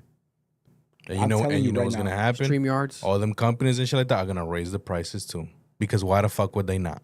I'll tell you this much: Nintendo has so much of a monopoly that they literally dropped the Super Mario game for the phone. But the Super Mario game on the phone, you can't go back or nothing. Like it's basically Temple Run. Like it's just speed running, Mario speed running, one button. Like it's not. It's like you gave us this shit. Like fuck. Like why not at least let niggas do the back and forth? Like do a full blown Super. And they said no. We're gonna give it to you guys, but guess what? It's not gonna be free world. It's not gonna be you do whatever. No, you're gonna keep running like Temple Run, like what, like a Subway Surfer type shit. I'm like, damn, okay, they motherfuckers did that. But don't get me wrong, I was playing that game heavy that first year it dropped, but I retired that game right away. I'm like, nah, I'm good. Kanye West, what is happening with Kanye West? Kanye West might have gone so crazy and so absurd We're really reporting that on this? now people don't care about his music because he dropped Donda 2 and it sold 5,000 first week, they're saying. Donda 2. Meanwhile, I thought Donda 2 came out on the streaming thing years ago, but now he dropped again Donda 2 with newer songs or whatever on streaming platforms under Ye, now under Kanye West. It's under Kanye West. It's under Kanye West? It's under Ye. When I downloaded it, it was under Kanye West. Let me check. It was saying under Ye. Am I bugging? Did I download it? Wait, was it under Ye? Yeah, it's under Ye. It's not under Kanye. It's under Ye. No, it's under Donda. Look. On the Donda? Yeah, I don't know what's happening. Kanye West has now been trolling, or maybe he's being serious, saying that he is gay. He says he's calling himself gay. He also admits to off camera during the Sneeko stream. He didn't know he was being recorded. He said that he's into being cucked, kind of like he gets a rush from the cucking thing. It's getting weird. He's Diddy 2.0. Yeah, because you could have your interests and stuff, but you could tell that Kanye definitely has like sexual addictions, aside from the nitrous addiction and everything. No, but that's been evident since he dropped. He's always been a sexual. Yeah, he's always been very sexual, especially I fisted like a civil rights sign. the dark twisted fantasy, runaway era was very sexual, and he said it before that he loves he goes to like the AVN awards all the time. Is it called adult video awards? I want to go to that one day. I haven't heard the new Donda. But yeah, I was just shocked by the number. I'm like, damn, because Donda dropped independently and it did good. Or was it Vultures that was independent? Was Donda independent? No, Donda was his last studio. So Vultures dropped independently and it did good. Vultures 2 as well did decent. I think Donda was his last Def Jam album. This one now with him, Donda 2, I don't know. Is it the mess that's causing this? Yeah, Donda was his last Def Jam recording album. And Kanye West has gotten to a point of like fans being frustrated with him that he is releasing old music and people don't even care about his old music. Because Donda 2 was like an album he spoke about like 3 years ago at this point, and he's dropping it now. Instead of dropping the new album, which was going to be called World War III. He didn't drop it. He might have canned it. And now he's saying he's going to drop Yandi. Now he's saying he might drop Donda 3. Turbo Graphics. Like all these other old albums that he never dropped. He's just giving us his throwaways. He's just giving people throwaway music. It's a weird time right now for Kanye West music. It feels like it's the end. He also admits that Dave Blunt's wrote like the whole album for WW3 for World War III. No, it sounds like I can hear it. So it's like on the snippets. Kanye West's artistry as far as musically is no longer on an incline, no longer peaking. It is officially on a decline. No, it stopped years ago. For me, it stopped but now after it's Ye. like officially, because there was still signs of it with Vultures. There was still moments, but now it's like, okay, this shit has just gotten a point of no return. I am a full believer that this is the end of his career. We are watching him drop all his shit like it's the end. The way he be talking, the way he be acting, I could see him disappearing for good after all this shit. Dying? He might take his life, honestly, the way he be talking. But I hope he doesn't. God bless. Knock on wood. I hope that never happens. And if it's not like that, then he's just gonna disappear. He's gonna realize, oh, niggas don't like me anymore. When we stop reporting on him, people like us, Yeah, he will leave. I agree with that. Little Uzi Vert was hospitalized, but now he's finally officially out of the hospital. He's online posting with a medical mask. He, at the same time, is promoting new music, teasing a new album for the summertime coming soon. But at the same time, he calls out Atlantic Records, his record label, because there's music currently leaking. He says that the leakers technically work for Atlantic. He says whoever's leaking his new music works for Atlantic Records. But he says that he doesn't care, but he's just like making note of it, that the leakers work for Atlantic Records. Why is it that Little Uzi Vert's music always leaks? Little Uzi Vert, Playboi Carti, like all those rappers from like that SoundCloud era, their music always leaks. Like it's insane. Like they're doing it. An intolerable level. I don't think that they're doing it because it's too much. And a lot of times the shit is like not even good. It's like trash. That's exactly why. I think that's why. So they're gonna leak the exactly bad why. shit on purpose? I think these niggas have a fundamental understanding of how they came up. It was SoundCloud songs that you may never hear again because they got taken off the streaming service it was only on.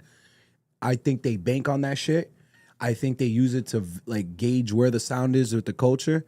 I never in my life thought they weren't leaking their own shit. The way that it be happening too, bro, we have the entire Playboi Carti and Uzi album. How the fuck can you let that entire album get leaked? Mm-hmm. It's dumb. They're gauging the sound. It's smart though. Drake does it. Listen, They do it, bro. Yeah. I don't know what the fuck is going on. It works for them though. I'll say this. I think Lil Uzi is really fucking good. I think his last album was bad. He should have never dropped it. But he did leave a comment talking about he's free. I think the last album might have been the last album on a record label deal or something. With the so drama maybe, shit, yeah. so maybe his new album is now independent or on a new deal. So I hope he gets back in his bag because Lil Uzi's really good. Lil Uzi, I prefer, to be honest, Lil Uzi's collaborations with Young Thug than Future's collaborations with Young Thug.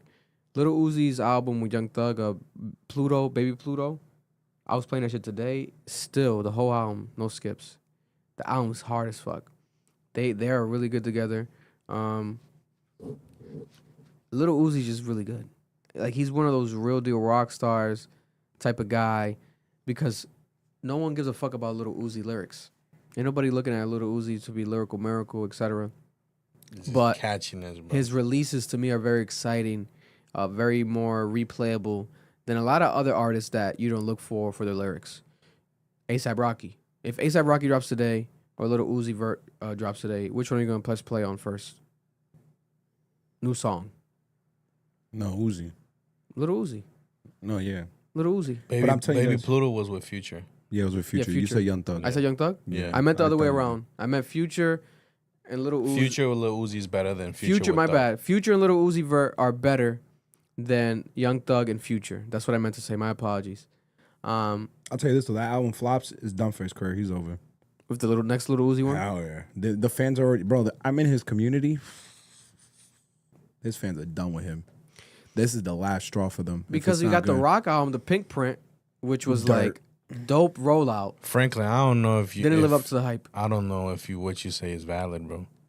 He said Pink Tape would have Pink Tape, they get Pink Print. I'm talking about Nicki Minaj. Pink Tape would have hit so hard if someone didn't leak it and him saying it was throwaway album. That album was dog shit. But then he came out and said it was dog shit himself, Uzi, He which had made me to. pissed off. And I came on here and I said, that album was so bad that you're saying it's bad? Like, why did you put so much effort to promote it then? You had an amazing trailer, dope-ass cover art. One of the better cover arts of the past recent years The is that trailer cover art. was with that fucking pink flag, hard, bro. That was fire. The trailer also one of the best promotions in the last couple of years as well. Visually, fire trailer. A dope-ass theme. The last shit, though, was so bad. I forgot the name. What was the name of the last shit? Was it Eternal Take 2? I think it was Eternal Take 2. Don't yeah. say that. What? Eternal Take 2? What? His last good The shit? last bad one. The last one he released. Eternal Take 2 and Was it Pink that? Print. Yep, it was Those Eternal are- Take those 2. Eternal Take those 2, two my were bad. God, horrible. Horrible. But Pink Tape was better than Eternal Take. I'm gonna be honest, I didn't even listen to Eternal Take It was better than Eternal Take. because you 2. said it was trash, and I was like, I'm not wasting my time because I was already let down with the Pink Tape. Pink Tape, Pink Tape, Pink Tape. I have like 2 or 3 songs off of the Pink Diddy's Tape. trial. Dun-dun-dun-dun. Update on the Diddy trial. The trial of the century is here. Sean Puff Daddy Diddy Jones, Combs. Diddy's trial starts today. First day of the Diddy trial started today. No cameras in the courtroom yet or nothing, but it was jury selection. So it wasn't like the trial; it was the jury selection part of the trial. So it wasn't like a trial, but still the trial starts. It's a sex trafficking trial.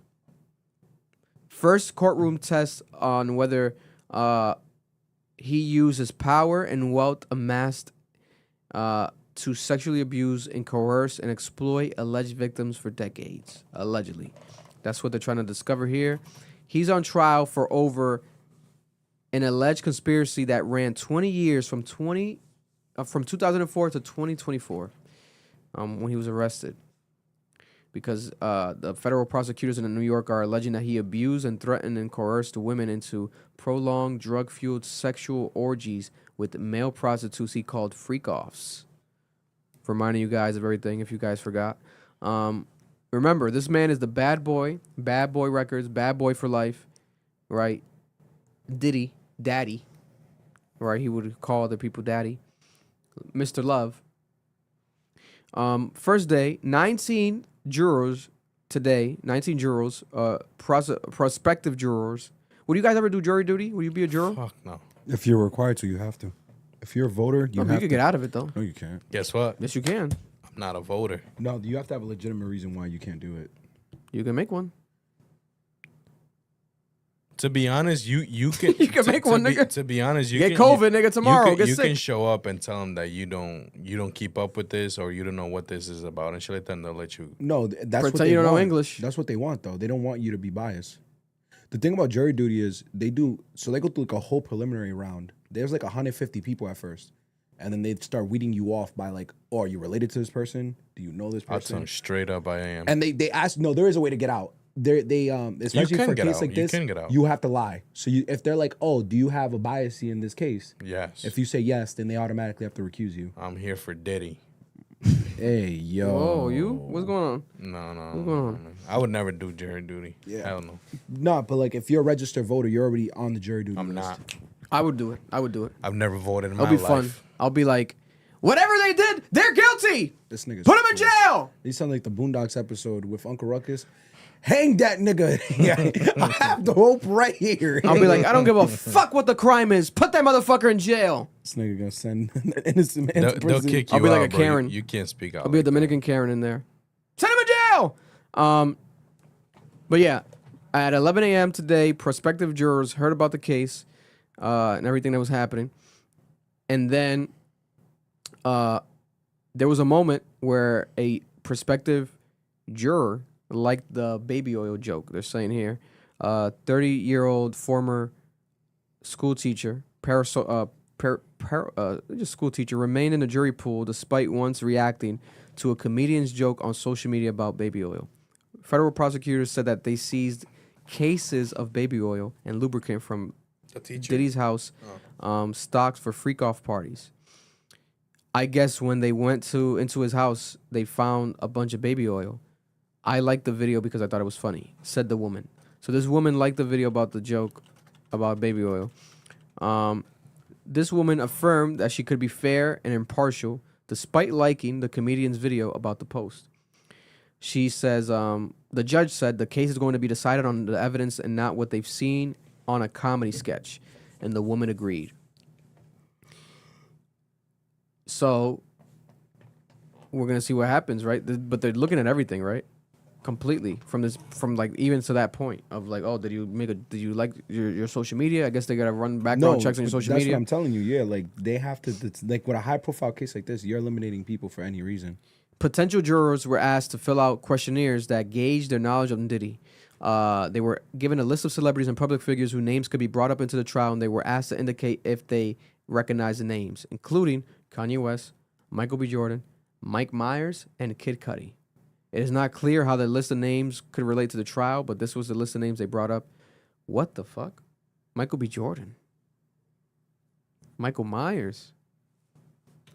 Was Diddy putting his finger inside of Mr. Goldmember? Austin Goldmember himself? Kanye, I believe. Cudi the car. Yeah, Cudi, we know that. Michael Okay. B. Jordan is crazy. I know, right? 19 prospective jurors made it through the first day of jury selection. Criminal sex effects trial, blah, blah, blah. Those 19 filled the courtroom together as they answered a series of 15 questions about the news habits, their musical taste, their employment, and their educational background. Juror number 51 lives in the Bronx and listens to 90s hip-hop. She's a math teacher and watches old stuff on television, like the Golden Girls. A high school wrestling coach lives in Westchester with his wife and 2 kids who said, I don't watch the news. He's a big fan of the Yankees and listens to Bruce Springsteen. The judge sent all 19 home after he instructed them not to read or listen to anything about the case or not to speak to anyone about the case. Some of these individuals may return May 12th when opening statements are scheduled to begin. No juror has been seated yet at all, none of the jurors. The judge said that he wants a pool of 45 prospective jurors before the lawyers begin their pre-emptory strikes. Jury selection will resume tomorrow, Tuesday. So it's continuing on. The judge said, Before court was adjourned, defense attorney Tenney said prosecutors may opt to not call victim number 3 as a witness. Prosecutor Maureen Kami said, without elaborating, that the woman's attorney has been going through some issues and has been difficult to communicate with. What the hell? Victim 3 does not live locally and may not show up despite receiving a subpoena. Right? And then I wonder who that is. that's been pretty much it. Unless I think someone sent me one to highlight on Twitter, but nothing exciting, nothing crazy. It's just pretty basic, small. Lauren LaRosa reports that the video of Diddy beating Cassie will not be used in a court. Yeah, because it's irrelevant. So it's not relevant to the case because this isn't about Cassie's abuse. It's about everything else. So unless Diddy's lawyer brings it up, they legally the state can't bring it up in court. Which they're not bringing that up. No, yeah, it's called like opening the door. So like they can't do that. God bless. Listen, the thing is, if someone sees that video that's on the jury, they might think negatively of him. That's why they're trying to make sure they don't know anything. There's also a report, a quote by Diddy. Right here, I want to read it exactly. About Diddy's being nervous. After another juror was dismissed, Diddy asked for an actual bathroom break during the trial today, the jury selection. He told the judge, "I'm sorry, Your Honor. I'm a little nervous today." One juror said that she had posted a like, blah, blah, blah, blah. Okay, so I guess into that. So, yeah, Diddy was nervous today. He admitted to being nervous. Listen, you shouldn't also be nervous, Diddy. You should also you shouldn't just be nervous. You should also be shitting bricks. Because it seems like your life's never going to be the same again after this, brother. I don't see Diddy coming back from this. Oh, no. He never will.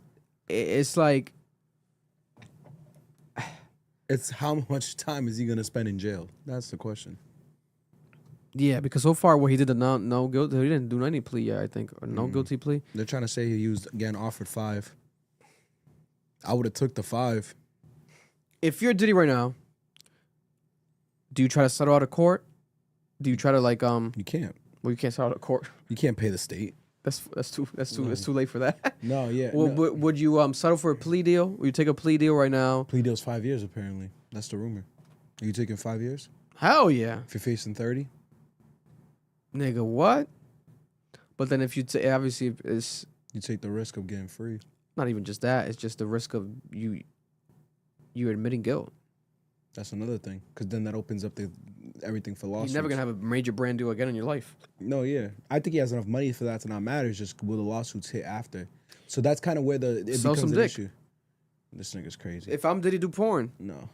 Like, you're gonna have to do something else, because your lifestyle, as when you were trying to hide, you're gonna have to just live it out in the open.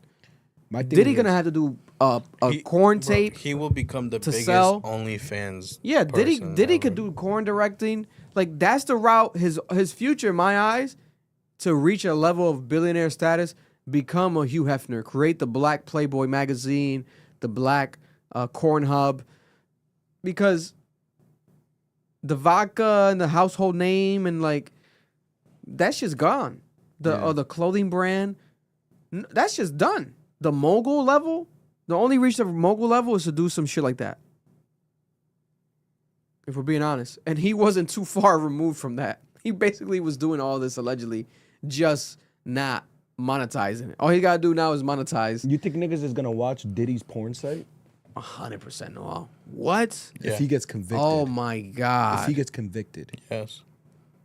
If he gets convicted. Yes. Maybe even more like weird people are gonna come out the woodworks and just watch it for that type of kink.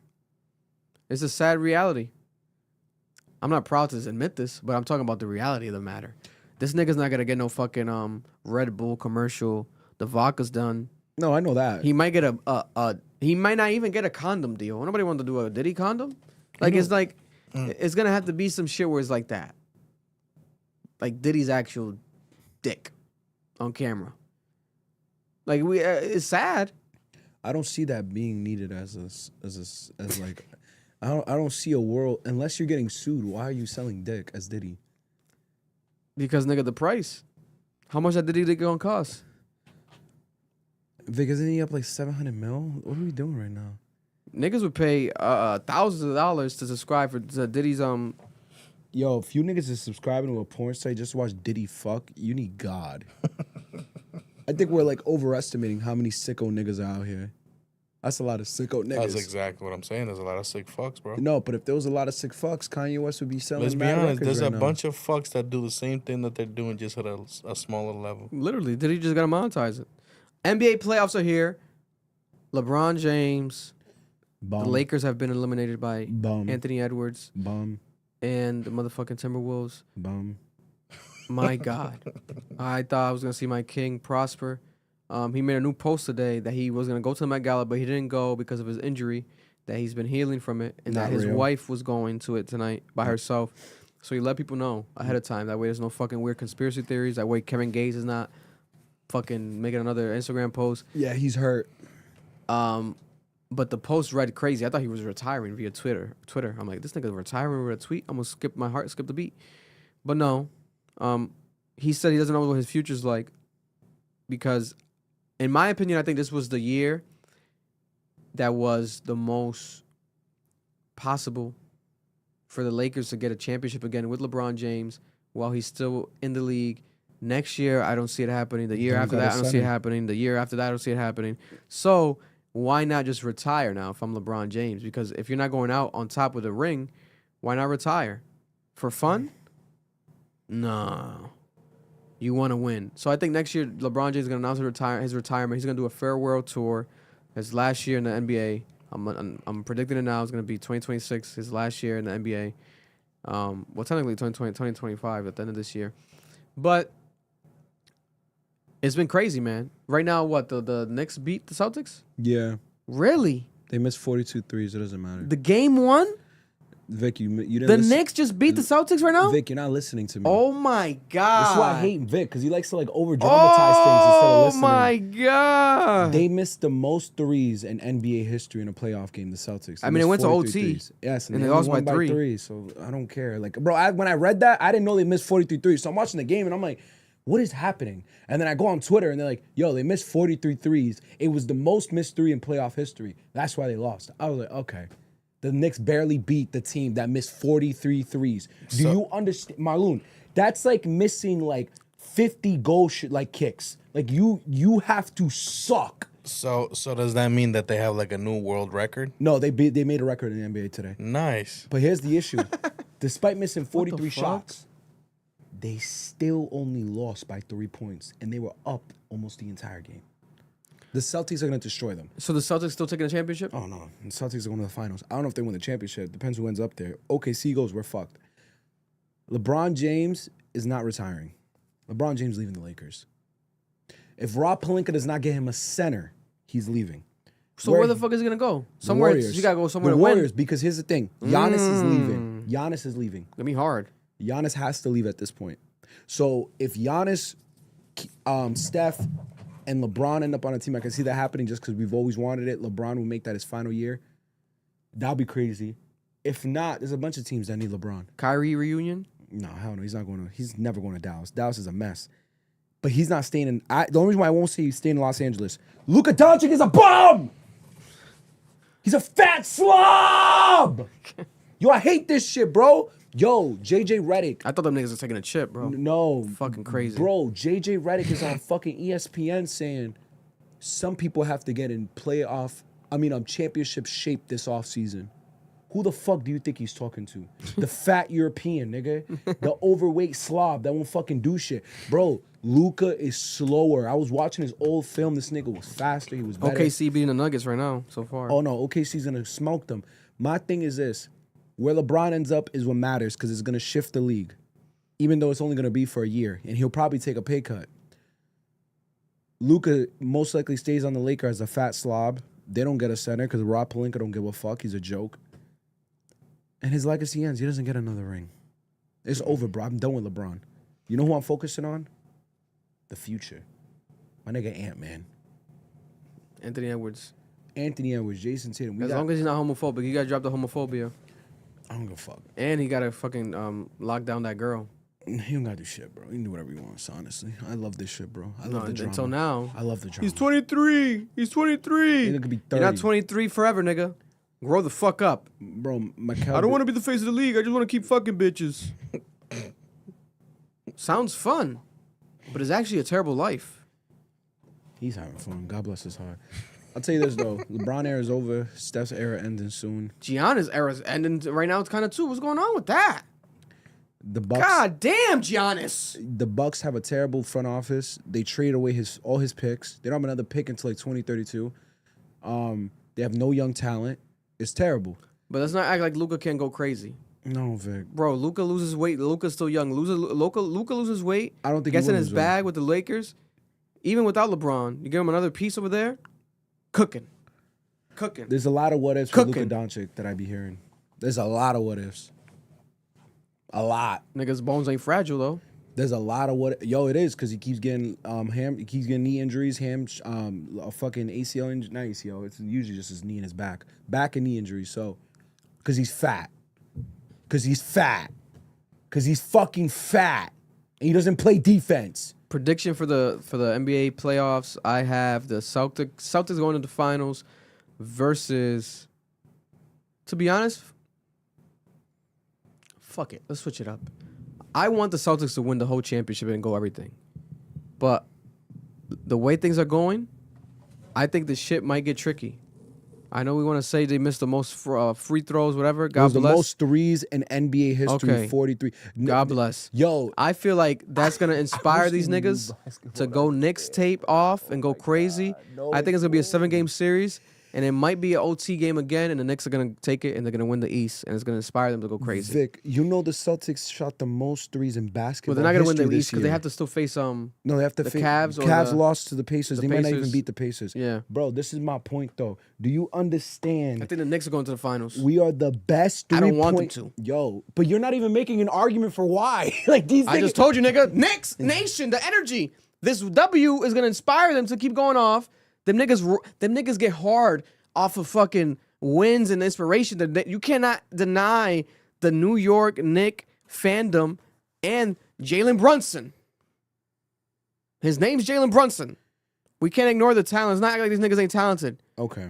Let's not act like the Celtics have not done this before, where they fuck up in a game and they don't go harder the next game. They get demoralized themselves, and the next game they fuck up again. I also saw them win. I also saw them come back 7 games. Could have beat Miami if Jason Tatum didn't get hurt. I'm not even saying this because I'm a Celtics fan. I'm saying this just because I know basketball. End of the day, Knicks, how many minutes did they play?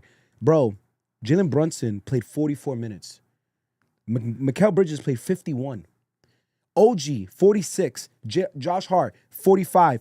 The 3 niggas on your bench, 19, 5, 3. Let's New bet. York. Let's bet $20. I'll bet $20. You're not winning. New York. $20 what? $20 that New York is going to lose in this series because at the end of the day, Tibbs is a terrible fucking coach. Stop feeding me a narrative that is a fucking lie. I hate momentary moments. My God in heaven told me that shit don't matter. It don't change the facts. The facts is it's the best fucking bench in basketballs in Boston. Most 3 this season. We missed 43, and you still only won by 3 in overtime. You don't run a bench. Well, you gonna run this team for 7 games? You gonna run 5 niggas for 7 games? Stop playing with me, bro. I've been crashing out all these. Yo, because it's so much. Like the Cavs, I respect. I lose to the Cavs. But fucking Knicks with Tibbs. Nigga, Mikal Bridges, who plays every game, said, I need a rest. That's the hardest working nigga in basketball saying he needs to rest. That's like the Mexican nigga at Lowe's taking a day off. That shit don't happen, bro. What the nigga, stop pissing me off. You niggas love changing the narrative when it comes to Boston because you hate God's greatness because you're moved by the devil. Stop fucking playing with me. My fucking God, nigga, fuck. Niggas see God's greatness and hate. You doubt. You shame. That's why you never gonna be in front of his greatness. God damn.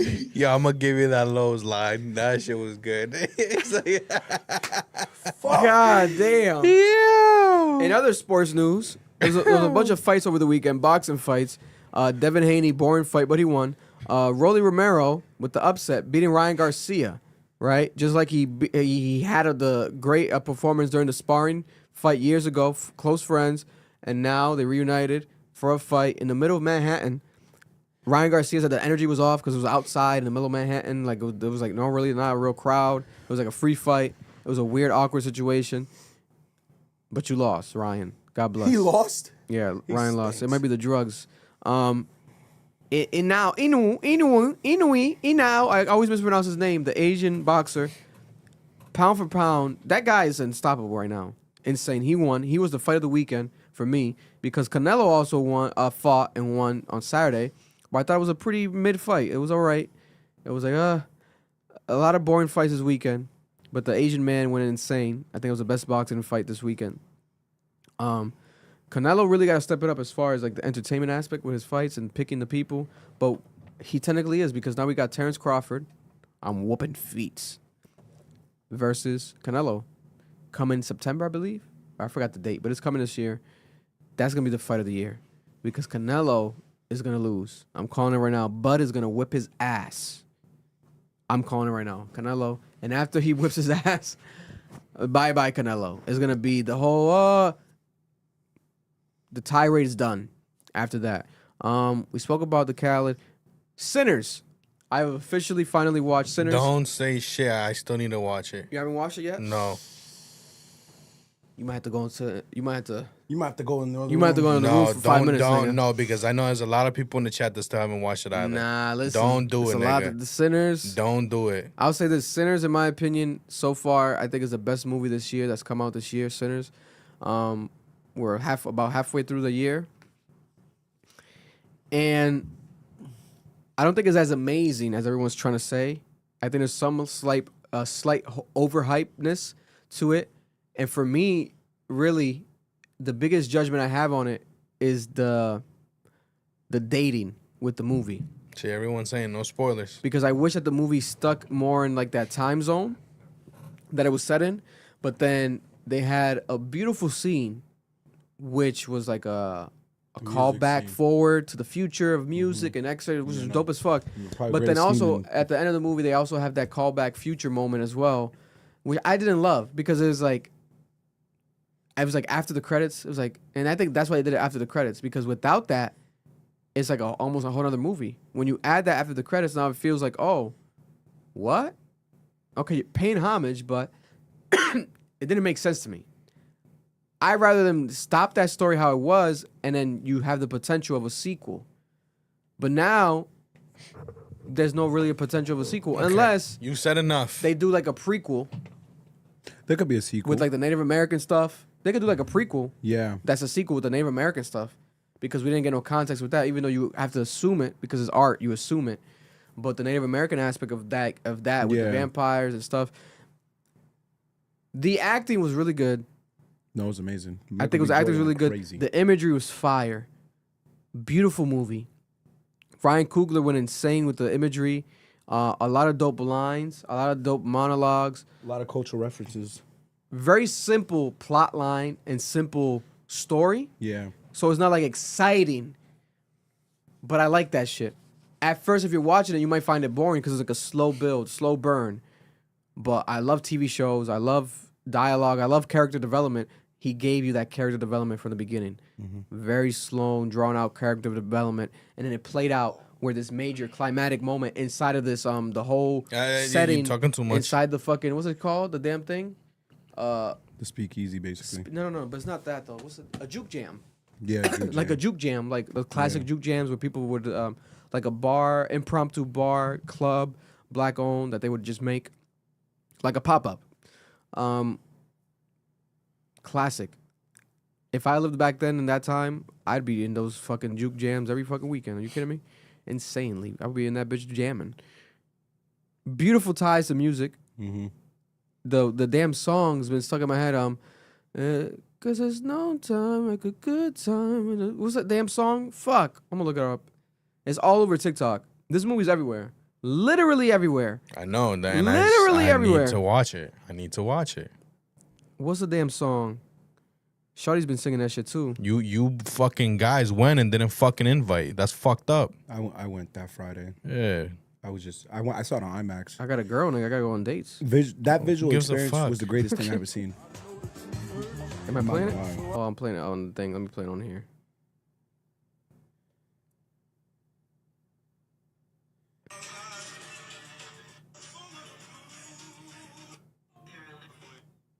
Where the hell's the song?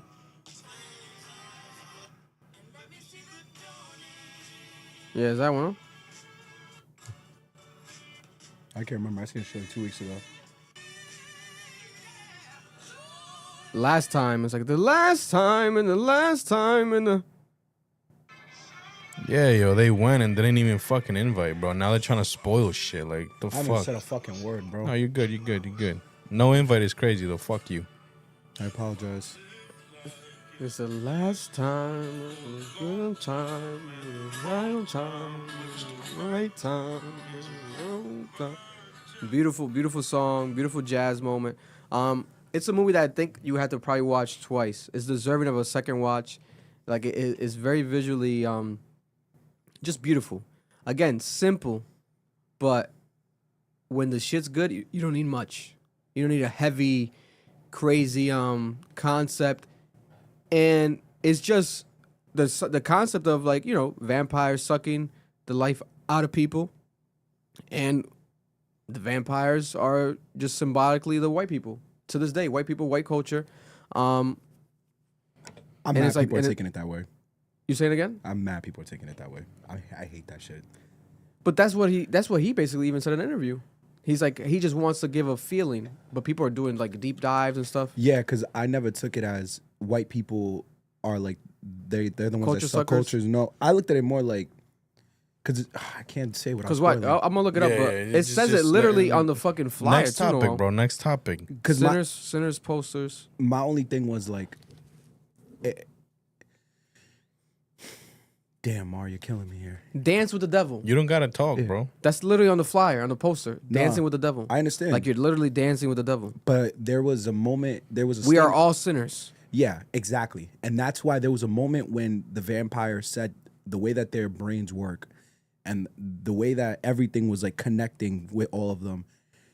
And there was statements he was making around this idea of like escaping the pains of life by becoming a vampire. Like it was very evident, like this wasn't just about white people.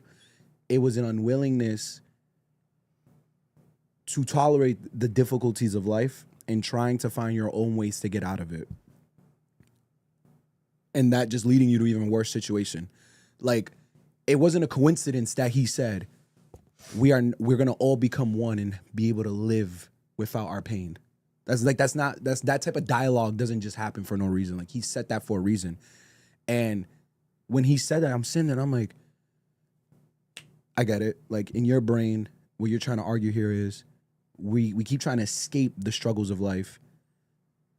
And he's basically telling us, like, that's what this vampire, like, is exemplifying. Yeah. And it's not healthy, and it's problematic. And there's I want to further explain it, but I can't because I'm gonna No, spoil that's for it. you. I Y'all I talking can't. too I fucking know, much, bro. Because there's a very big religious component to the story. Like, it's ridiculously religious.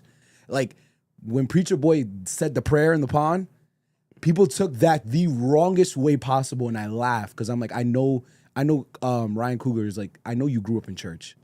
I know what you were trying to get off in this moment. Like, I understood the message you were trying to say, but only like the church people are understanding because we understand like there's a message here that you have to understand if you're in that environment. But everyone's focusing on the race shit, mad theories about it. And I'm just like, bro, sometimes it ain't that deep. Sometimes the message is the thing you don't want it to be. And I think a lot of people are using this to like project their own views. And it's like, he's kind of being very obvious here about what he's trying to say. Because even when Preacher Boy at the end with the guitar in his hand and that moment with his dad. Oh, it was like religion can't save you? No. Because he didn't choose religion.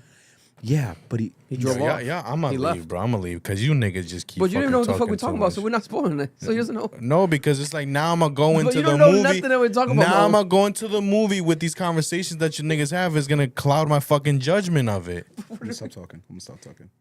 because the post credit is relevant to that theme. Like, and the whole idea of inviting evil and sinner. I can't say too much. That's it. Next topic. I didn't like the post credit shit, to be honest. I like the idea of like paying homage to the man, like he's a legend, but as far as like for the movie and the way they were dressed too, they looked horrible. No, it makes sense. Well, that's how they dressed in the 90s, bro. nah, like it shit. was bad, bro. It was like nah, but it looked too like nah. Is I'm supposed to believe them niggas were doing that like for all those years, like being vamp? Nah, the night thing at night every night. Nah, bro. Nah. The leprechaun. There was an Easter egg that proved that. I'm not gonna stop. Nah. Y'all, I have been thinking about this movie for days. Like, I have a whole argument here. I can't say it. I'm gonna spoil it for my little. Yeah, though. But how's it a spoiler with the argument? I don't get it. Because the argument is also connecting like shit that Jesus fucking Christ, bro. there was like Then say it without the plot. I can't. How not? Because it's impossible. Like you need to understand. Because the thing is, you're mad about the post credits, but the post credit discredits this idea that he was trying to argue that religion doesn't save you, because that's not what he was saying, and the post credit reaffirms that. Like, oh my god. They're saying that there was 2 post credits. I'm talking about the one in the bar. Was there one after that I missed? It might have been. I stayed and I didn't see anything. I might have been fucked up, but that. We'll talk about it next Monday. I think it was beautiful though. I think the movie was beautiful. Visually, My amazing. favorite thing about the movie was that the scenes of the people not being like, oh, and they're gonna come in or not. Like the idea of inviting in, because I forgot that evil. the vampire like stereotypes, which are real to like vampire stereotypes, like which the garlic, stabbing in the heart, like all vampire shit. But then I remembered that. I'm like, oh, but I forgot like for a vampire you have to invite a vampire in to your house. Yeah. That shit was crazy. It's so funny, like that simple line of like, inviting them in, and then the deeper connotation, right, where you invite invite evil in. You invite the evil in. But you let them in. Like you have the decision. That's why I thought it was such a hypocritical statement to say that the whole point of this movie was to make this argument that religion can't save you. If he had listened to his father, he wouldn't have been in that problem. Yeah. He was the catalyst. He was the problem. His singing is what brought them there. Like, the vamp made it clear. I came here for you. Like, that's what frustrated me when I was on Twitter. Because I'm like, y'all don't pay attention to the entirety of the plot. You see something you like and you run with it. If the father is warning you and you don't listen and you go and your talent is what brings in the evil, then you invited that in. And that is what religion tells you. Bless you. Thank you. Jesus ain't gonna go come down and save you. Like, that's not what it is. It's this interconnected idea that with every decision you make, it has a consequence. Yeah. So if you had stayed home and not went with your problematic cousins, who you know were problematic, and you were shown multiple instances of how problematic they were, you still continue to go. You get put in that situation. It was never God's fault. It was your fault. You should have stayed home. Yeah. And how many nights have people said that? Like, yo, if I had just stayed home. If I never went to the party, if I never talked to this girl, I've had that same situation happen to me. That was my whole frustration with this, because they try to pin it as it's like, oh, white people and white religion is a problem. It's like, no, like, it doesn't matter what spiritualism you follow. Every spiritualism puts personal responsibility. And so many people are running with this as a way to like blame white people. And I'm like, no, you jackasses continue to run away from the fact that you put yourself in so many of these positions. But you can't blame them, Noel, when you got those white people who did the evil shit, and Of course. also you add a KKK element. Yeah. But I also feel like That's what people are gonna think. there's And you had the white woman that's like invited to the barbecue, to the cookout. Yeah. But then she's like, because she's like 25% black or 12% black. well, it's the blood rule. There was a blood rule back then. If you had an ounce of black You know what, blood. guys? I'm out of here, man. Just talk about it, bro. Fuck, man. You don't even know what the hell we talking Fuck, about. you niggas No, he is really right. He is rude. right. But we I'm haven't mad. talked about no context Jesus at all. Christ, bro. Fuck it, talk about it. I'm not What have watching we the said? fucking We haven't movie. said no context. I'm not talking about. I'm not gonna watch the fucking movie. Go ahead, talk about it. The chat's probably just gassing it though. They're probably just Jesus saying, fucking they spoiled Christ, it. bro. We haven't said nothing literally. No, I feel because for Mar. like Vic is spoiling. Vic is spoiling. y'all are, they're y'all gassing are, him. bro. They're gassing him. I haven't said nothing. Spoiling. Yeah. I'll say this: the marketing for this movie has been some of the best Amazing. marketing Amazing. I've ever seen for a movie, because they're advertising just the concept of you going to watch the movie, and literally they're using the director like the director is a star. Like Ryan Coogler has become a star for this movie in his interviews and just his actual enthusiasm for filmmaking and the film and the technicality of the film and just the fundamentals of movies. Literally, education has become the marketing for this movie. And it's just a beautiful thing to see, especially people celebrating that it's an original story and he owns it and all this stuff. It's amazing. Like that's to become the marketing, the pure marketing. And I just love it. I just love seeing it. So I'm gonna support him. Him and Michael B. Jordan have not missed, from the Black Panthers to the Fruitvale Stations to what we've gotten now, 12 years later, now with this. Insane. I think that they should keep obviously still working together and they got to keep it up. But I've seen this movie everywhere. It's impossible to miss. The marketing's all over the fucking place. It's amazing. It's making people want to go to IMAX theaters specifically. Like the shit's insane. I haven't seen nothing like this in a while. It gives kind of like Oppenheimer or Barbie level of marketing. You know, Thunderbolts right now is doing some pretty good marketing. Not gonna lie, Thunderbolts. Shout out to Thunderbolts. I might go see Thunderbolts tomorrow if you guys want to go. It's Tuesdays to $5 Tuesdays. I heard it's great. I heard it's amazing. I don't have any context. They're calling it the new Avengers. I don't know why. That might be a spoiler. Yeah, that's how they're marketing But it. now they're marketing it that way. So maybe if you watch it, you get it more. But it's like, why would they do that? Does it spoil the movie? It's like, or maybe they're trolling. I don't know. Because it's named Thunderbolts with an asterisk. Because it's not like the Thunderbolts from the comic books. So people always said, oh, the asterisk, there's a reason for the asterisk. So now they're calling it New Avengers with the asterisk at the beginning now. So it's like, oh, maybe it was supposed to be. It's some dope shit that Marvel's doing. I love movies. I'm a nerd with this shit. I think what Ryan Coogler and Michael B. Jordan are doing, I'm down to go watch that shit tomorrow. is not like extremely complicated. They're just doing it like being themselves and doing dope shit. They're not trying to like overdo anything.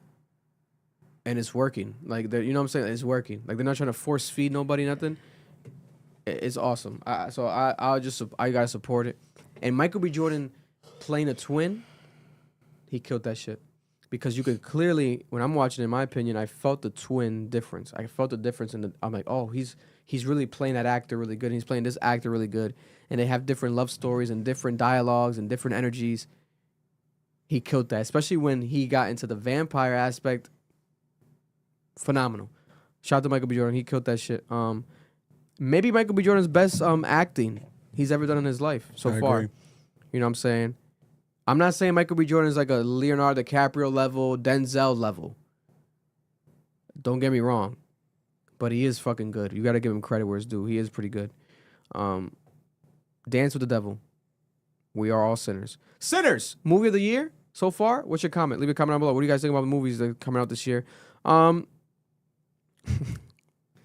Marlon's gonna watch and not remember anything we spoke about. That's gonna be the funny thing. You just said that fucking Michael B. Jordan, one of them turns into a fucking vampire. No, I didn't say that. That's exactly what you just fucking said. I said when it gets to the vampire shit. Bro, Jesus Christ, man. There's a scene where he has to act with the vampires. No, he's not a vampire. Yeah, Man, do sure. I have a take on that KKK scene? for sure, Jesus Christ. This nigga Noel holding his takes in like bullets. Yeah, bro, because I've been having to read niggas think pieces all fucking last 2 weeks, bro. Like, shut the fuck up, bro. And it's like, they're so arrogant about it. Like, they be like, no, it has to be this. And I'm like, all right, bro. You wrote it. Yeah, like there's no, bro, because they'll really take one moment of a movie and make it the defining moment and like just create this whole argument. It's like, bro, there's multiple scenes that don't fully prove this. You sound insane. Trippie Redd, this is one of the most random beefs this year has been Trippie Redd and Future, because there was a girl that leaked the text of her and Future, and it was Future being mad at her after there was a reported story of her being with Trippie Redd, and he's getting mad at her and taking away her jewelry, her watch, because of the fact that she was with Trippie Redd and Trippie Redd gave her a watch and she had a watch with Trippie Redd, and it was like the same watch, or Trippie Redd was wearing his same watch. It was all over some bullshit watch, right?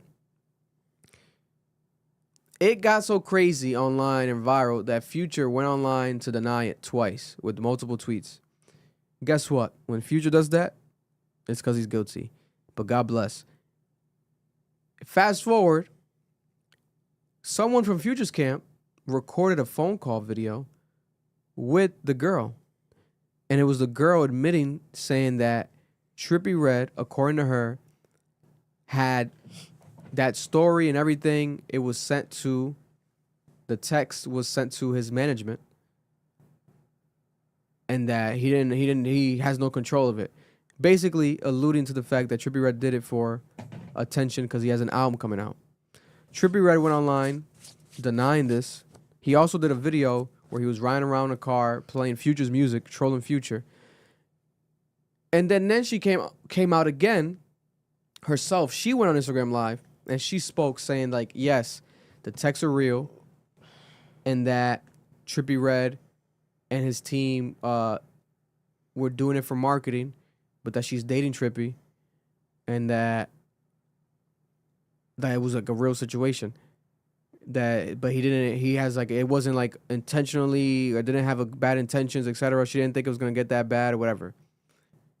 I'll tell you this much. And then Trippie Redd again posted like fake news. This shit's ridiculous. It's petty. I pray and hope that Trippie Redd is not faking drama for a album rollout. Meanwhile, he has a baby mama. Coi Leray's literally pregnant with his child right now.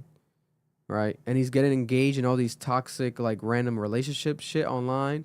He's, like, tweeting about, he's saying that Coi Leray and her family didn't invite him to the baby shower. They're not allowing him to go, but that he's paying for the baby shower. So he clearly has wild relationship, parenting issues now that might come once the baby's born, unfortunately. Child support, all that shit might, you know what I'm saying?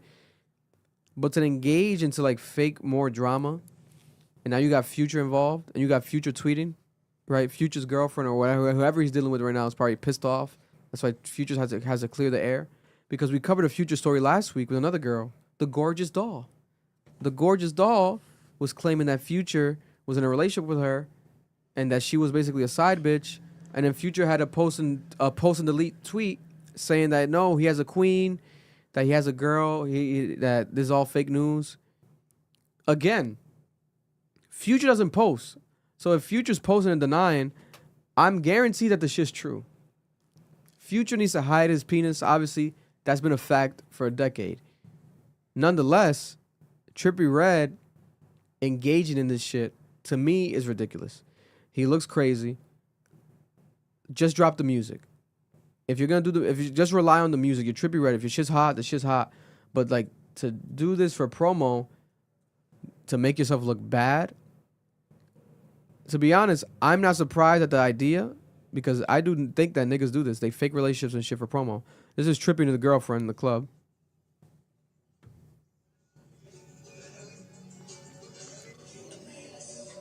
Right.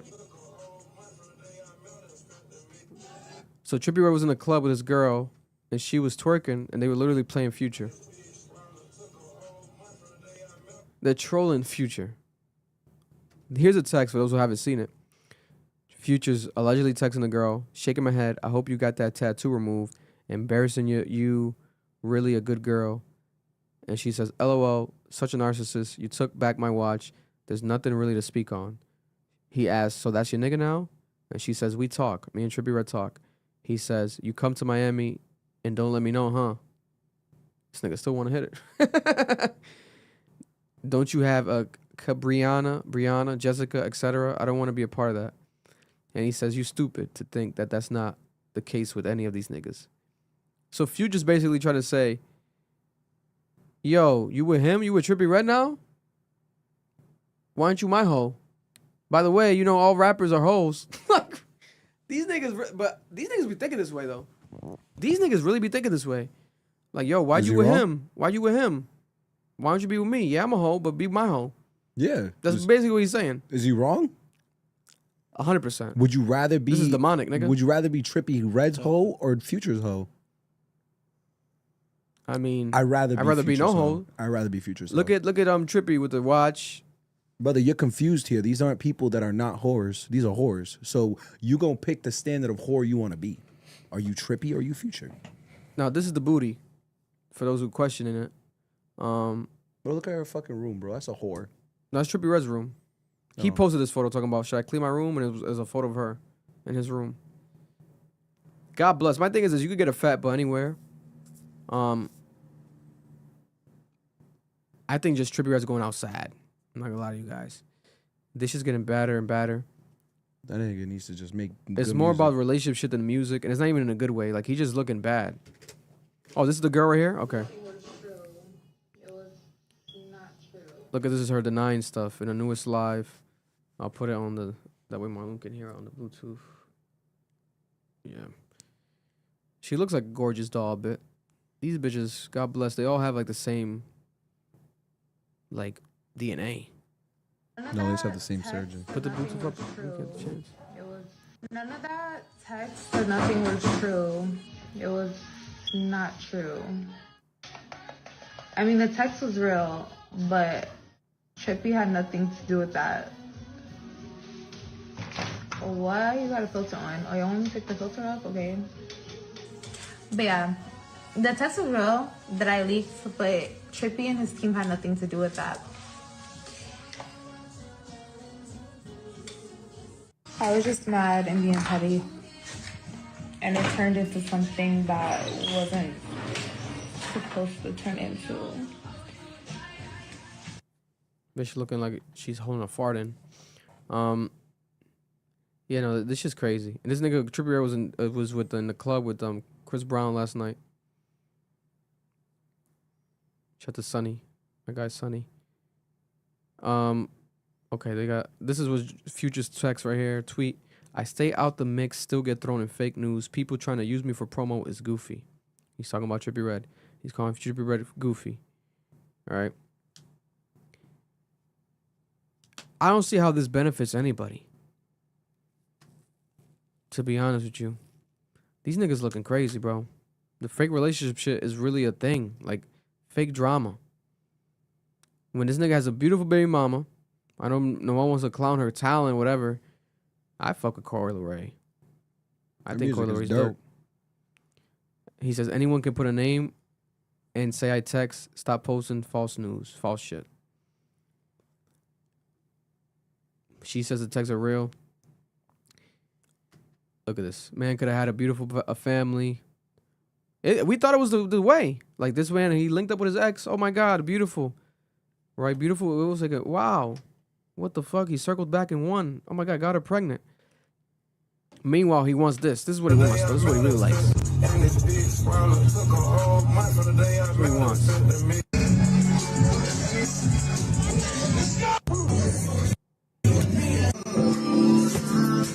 That's what he wants. You know what I'm saying? Me, I'd rather have a life and a wife and a family. But God bless. You know what I'm saying? There's only one Trippie Redd. He's going to pick what he wants. I wish the nigga the best luck. He canceled his tour. He's had, like, crash out moments online. He had a son that wasn't a son, or like a child he thought was going to be his. Named the album after his child that wasn't his.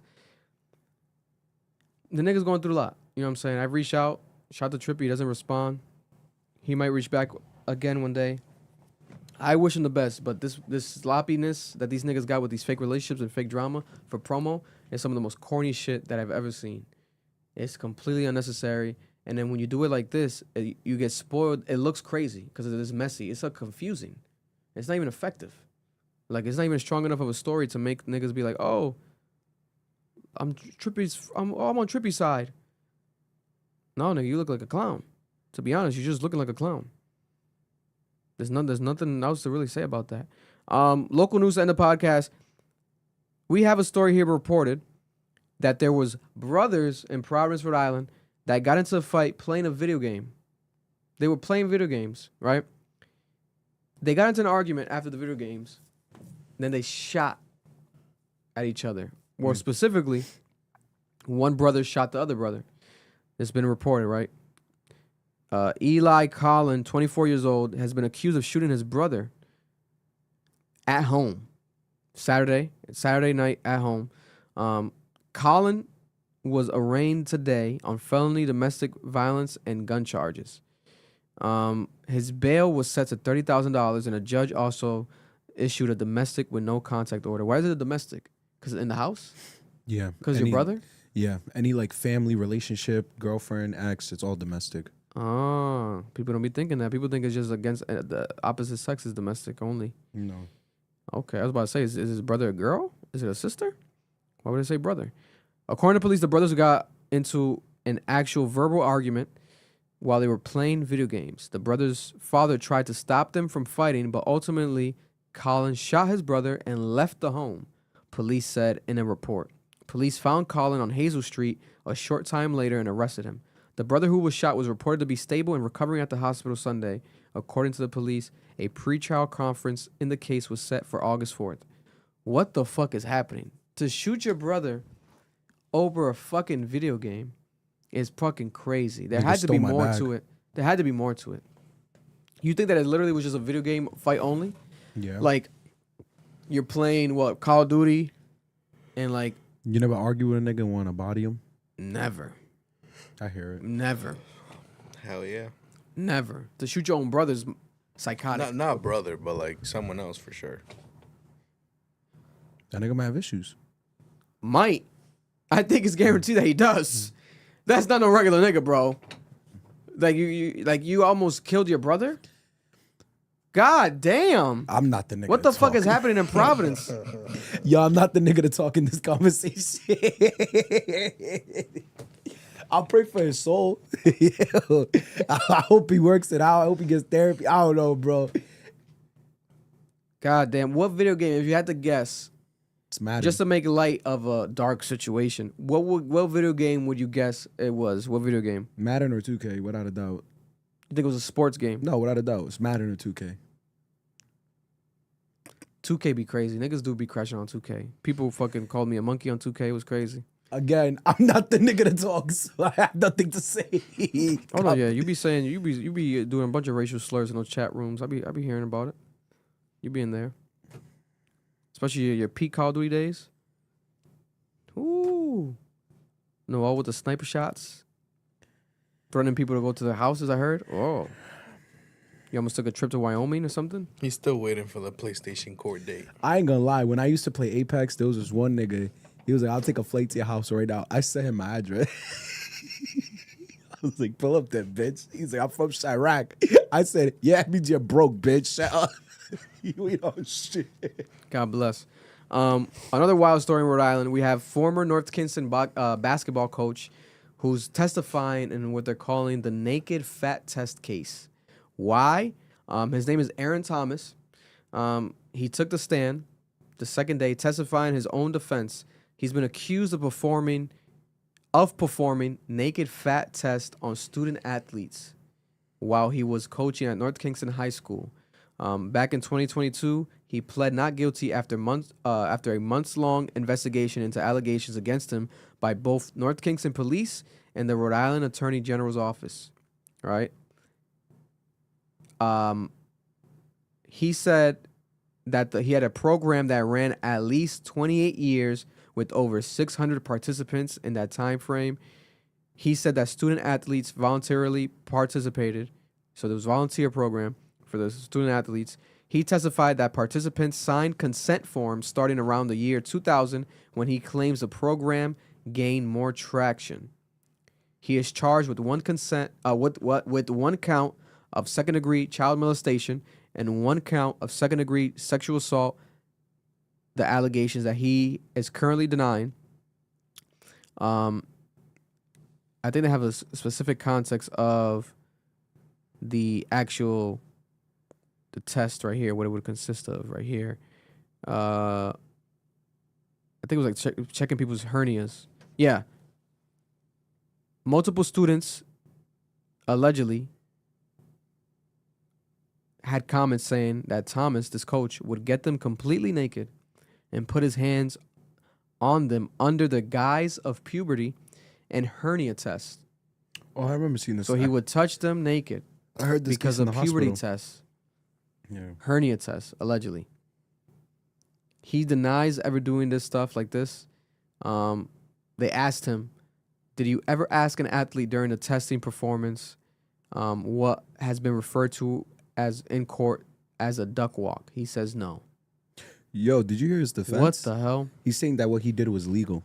Like it was a legal He says that it was examination. always voluntary, adding that he didn't always require a consent form for the program, but introduced it at some point around the turn of the century.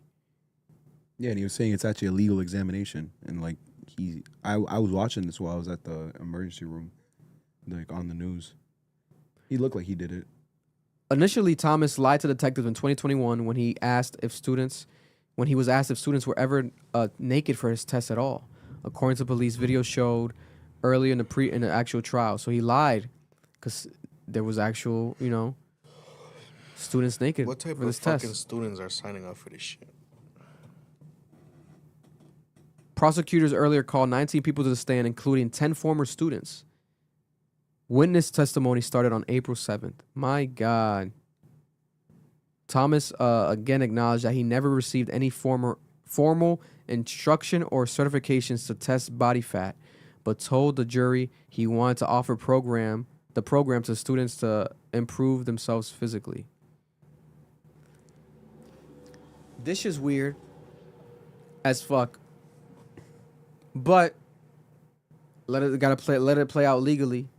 To me, seems like he's guilty, but he is denying it. So it's innocent until proven guilty. The shit's very weird though.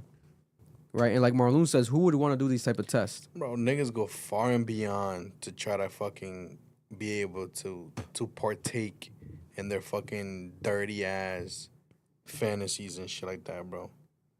Sick fucks will always come up with some weird shit to do some shit, bro. That shit, He jacking it's a legal examination, so we'll see what happens.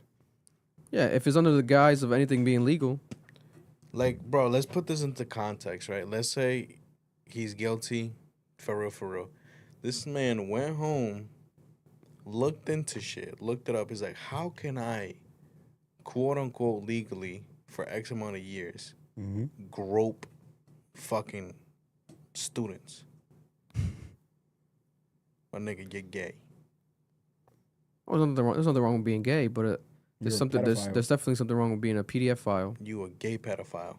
That's the problem. Crazy. Gina Raimondo, former governor of Rhode Island, has now gone on and said on record, if I think there's a big way for me to serve again, including running, I'll do it. Right? So she's teasing the possibility of running for president of the United States. Gina Raimondo. Imagine Gina being our president. That's not happening. She says, I care deeply about this country. I've dedicated 15 years to public service.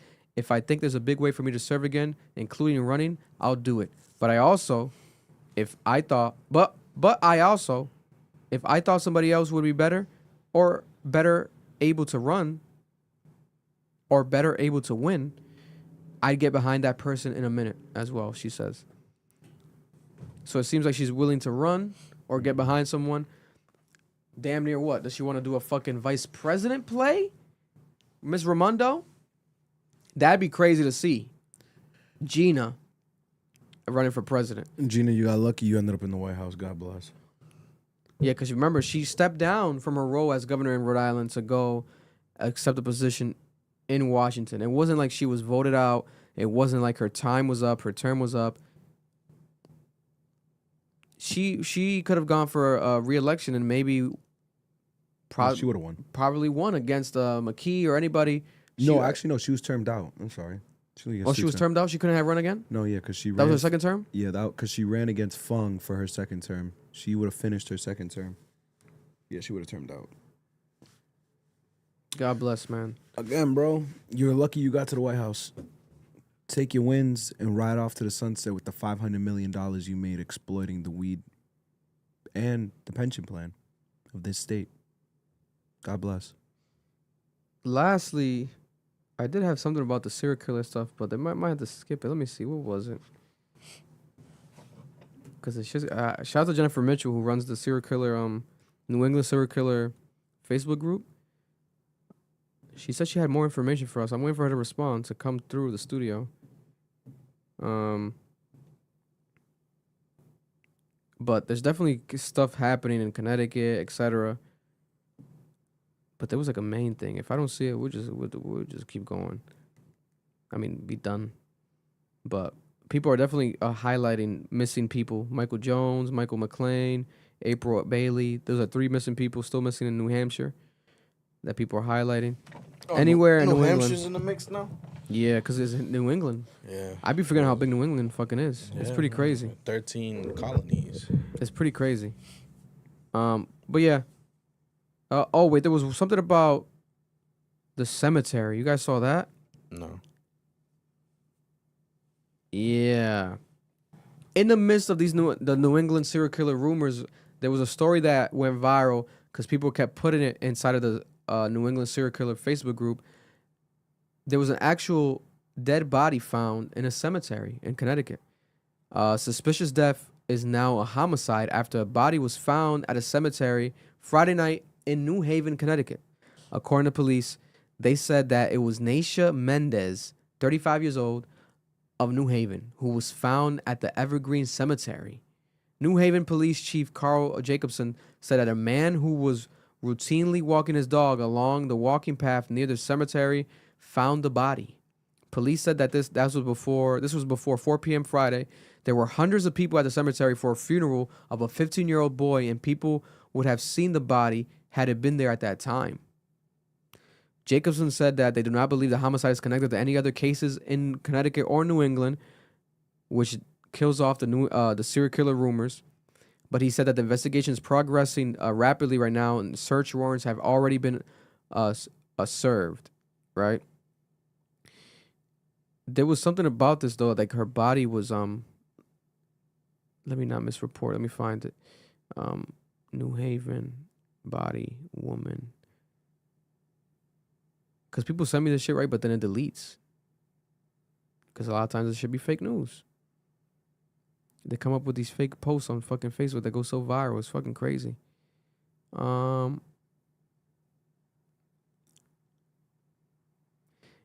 police said that she suffered a significant number of wounds that indicated her death was a homicide. But they did not specify what those wounds were. As of right now. I could have sworn I saw something along the lines like her body was found like in a suitcase or something like that, chopped up, but it probably was fake news again by Facebook. There we have it though. We love you guys. We appreciate you guys. Thank you guys for joining us for another week of another episode of CAP, the Club Mission Podcast, episode 186. Thank you guys for joining the live stream. Shout out to Randy. Shout out to Jalen for coming through Mother Earth. Yeah. Oh, I did watch The Good American Family on Hulu. You guys should watch it. It's the crazy story about Natalia Grace, this girl who was like a dwarfism. But then she was adopted, but then it turned out that she wasn't a kid. She was actually an adult who lied about being a kid. It's a real story that happened in real life, but they turned it into a TV show. It's called The Good American Family on Hulu, Disney Plus. This shit is crazy because the actress, to me, doesn't look like the girl in real life. She looks worse. She has way worse, like, dwarfism. It's kind of fucked up. It's fucked up, bro. It's fucked up. The girl, I'm like, yo, they fucked up. It's like offensive. I'm like, damn. Right? It's fucked up. But the show's good. I'm watching the new episode, I think, this week. I think it might be the season finale, so I'll update you guys next week. But watch it. Good American Family. I'll check it out. The shit is good. It has one of the actors from Good Morning America, the show on Apple TV, and the actress Ellen Pompeo, who plays the mother, the adoptive mother. She is the woman from Grey's Anatomy. Great actress, Ellen Pompeo. Good ass show. Watch that show. It's just weird though. I'm like, why the fuck they doing this shit with this girl? I guess they try to get a real dwarfism person to be an actress. Mm-hmm. That's what it was. But I'm like, damn. But Natalia Grace, bro, the first moment, if you adopt a fucking girl, if you adopt a kid, at any moment, if the kid in the first week grabs a knife to like threaten you, mm-hmm. I'm returning that kid. I'm sorry. You can feel like, oh, I feel so bad. They got raised in a bad home. I'm returning that kid. If a kid is threatening your life, like putting a knife to you, I'm returning that kid. Returning the kid is crazy. It sounds crazy. Like he's just a shirt. No, but it sounds crazy. Like some kicks. But the shit is like, bro, we got to be honest. Are you not going to return the kid? The kid's threatening your life? 2 days after you adopted the kid. And it turns out to be like a kid like that has more skills than a regular kid because it's an adult. just a dwarf adult, and it comes up to you with a knife in the middle of the night to your bed, you never turn the kid, bro? And just kill it. No, you can't kill the kid. That's worse. Nigga just Stop. came at me with a Why would knife, you kill bro. a kid? Just came at me with a knife. Fucking Kill your- sweet, 'cause sweet you'll be shit. killing your own kid, technically. Sweet shit music, then. Your nigga. own 2-day kid. It's a weird predicament. Everyone talks about the adoptive narrative when, especially that type of shit when they adopted this girl. But supposedly people are saying there's more to the story. I gotta watch it fully. I'm waiting for Yeah, the season. there's a documentary on it. Yeah, there's a show on HBO. Well, it's technically on TLC. That's mad popular. The Natalia Grace story, and it gets always promoted. When I was watching 90 Day Fiance, bro, the clip of the trailer is fucking hilarious because it'll be like the small girl, like running, like the dwarf girl, like running on the street. I'm like, yo, they make this too dramatic. Like, I'm like, yo, this fucked up. They're mad dramatic with the shit. And there's like a scene where she's like, can you cut the cameras off? It's almost like she's about to admit to murder or something. I'm like, what the fuck? So I gotta watch that. Now that I'm watching the fake show, I gotta watch the real shit. Also, The Righteous Gemstones, hilarious show. One of the most funniest shows of all time. Season finale happened last week on Max, HBO. The Righteous Gemstones, hilarious. Judy on The Righteous Gemstones, one of the funniest characters I think of all time, including also Billy Bobby Baby, Uncle Billy Bobby Baby, played by Walton Goggins. Phenomenal actor, phenomenal role. Danny McBride is one of the best comedic geniuses of all time. I really underestimated him and have done more research. And Danny McBride, I wasn't familiar with your game. I apologize. Now I'm all in. Insane. Phenomenal.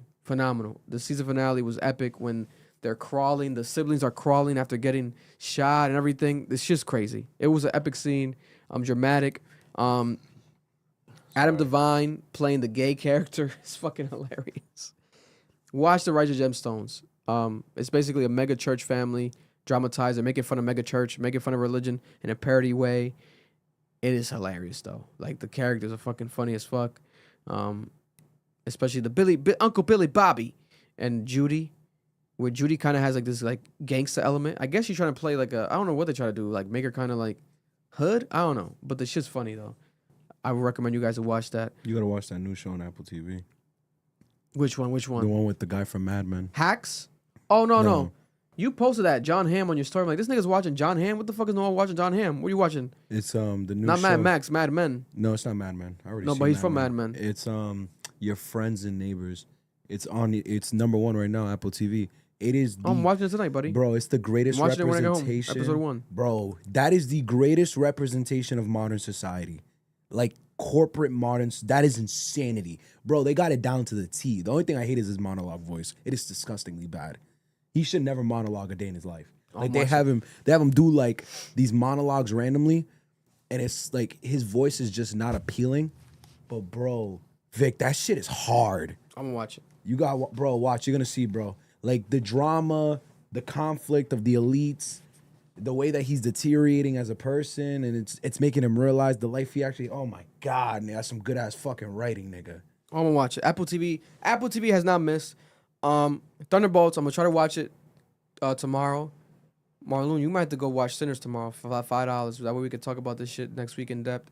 Wednesday we're gonna be there at the soccer game.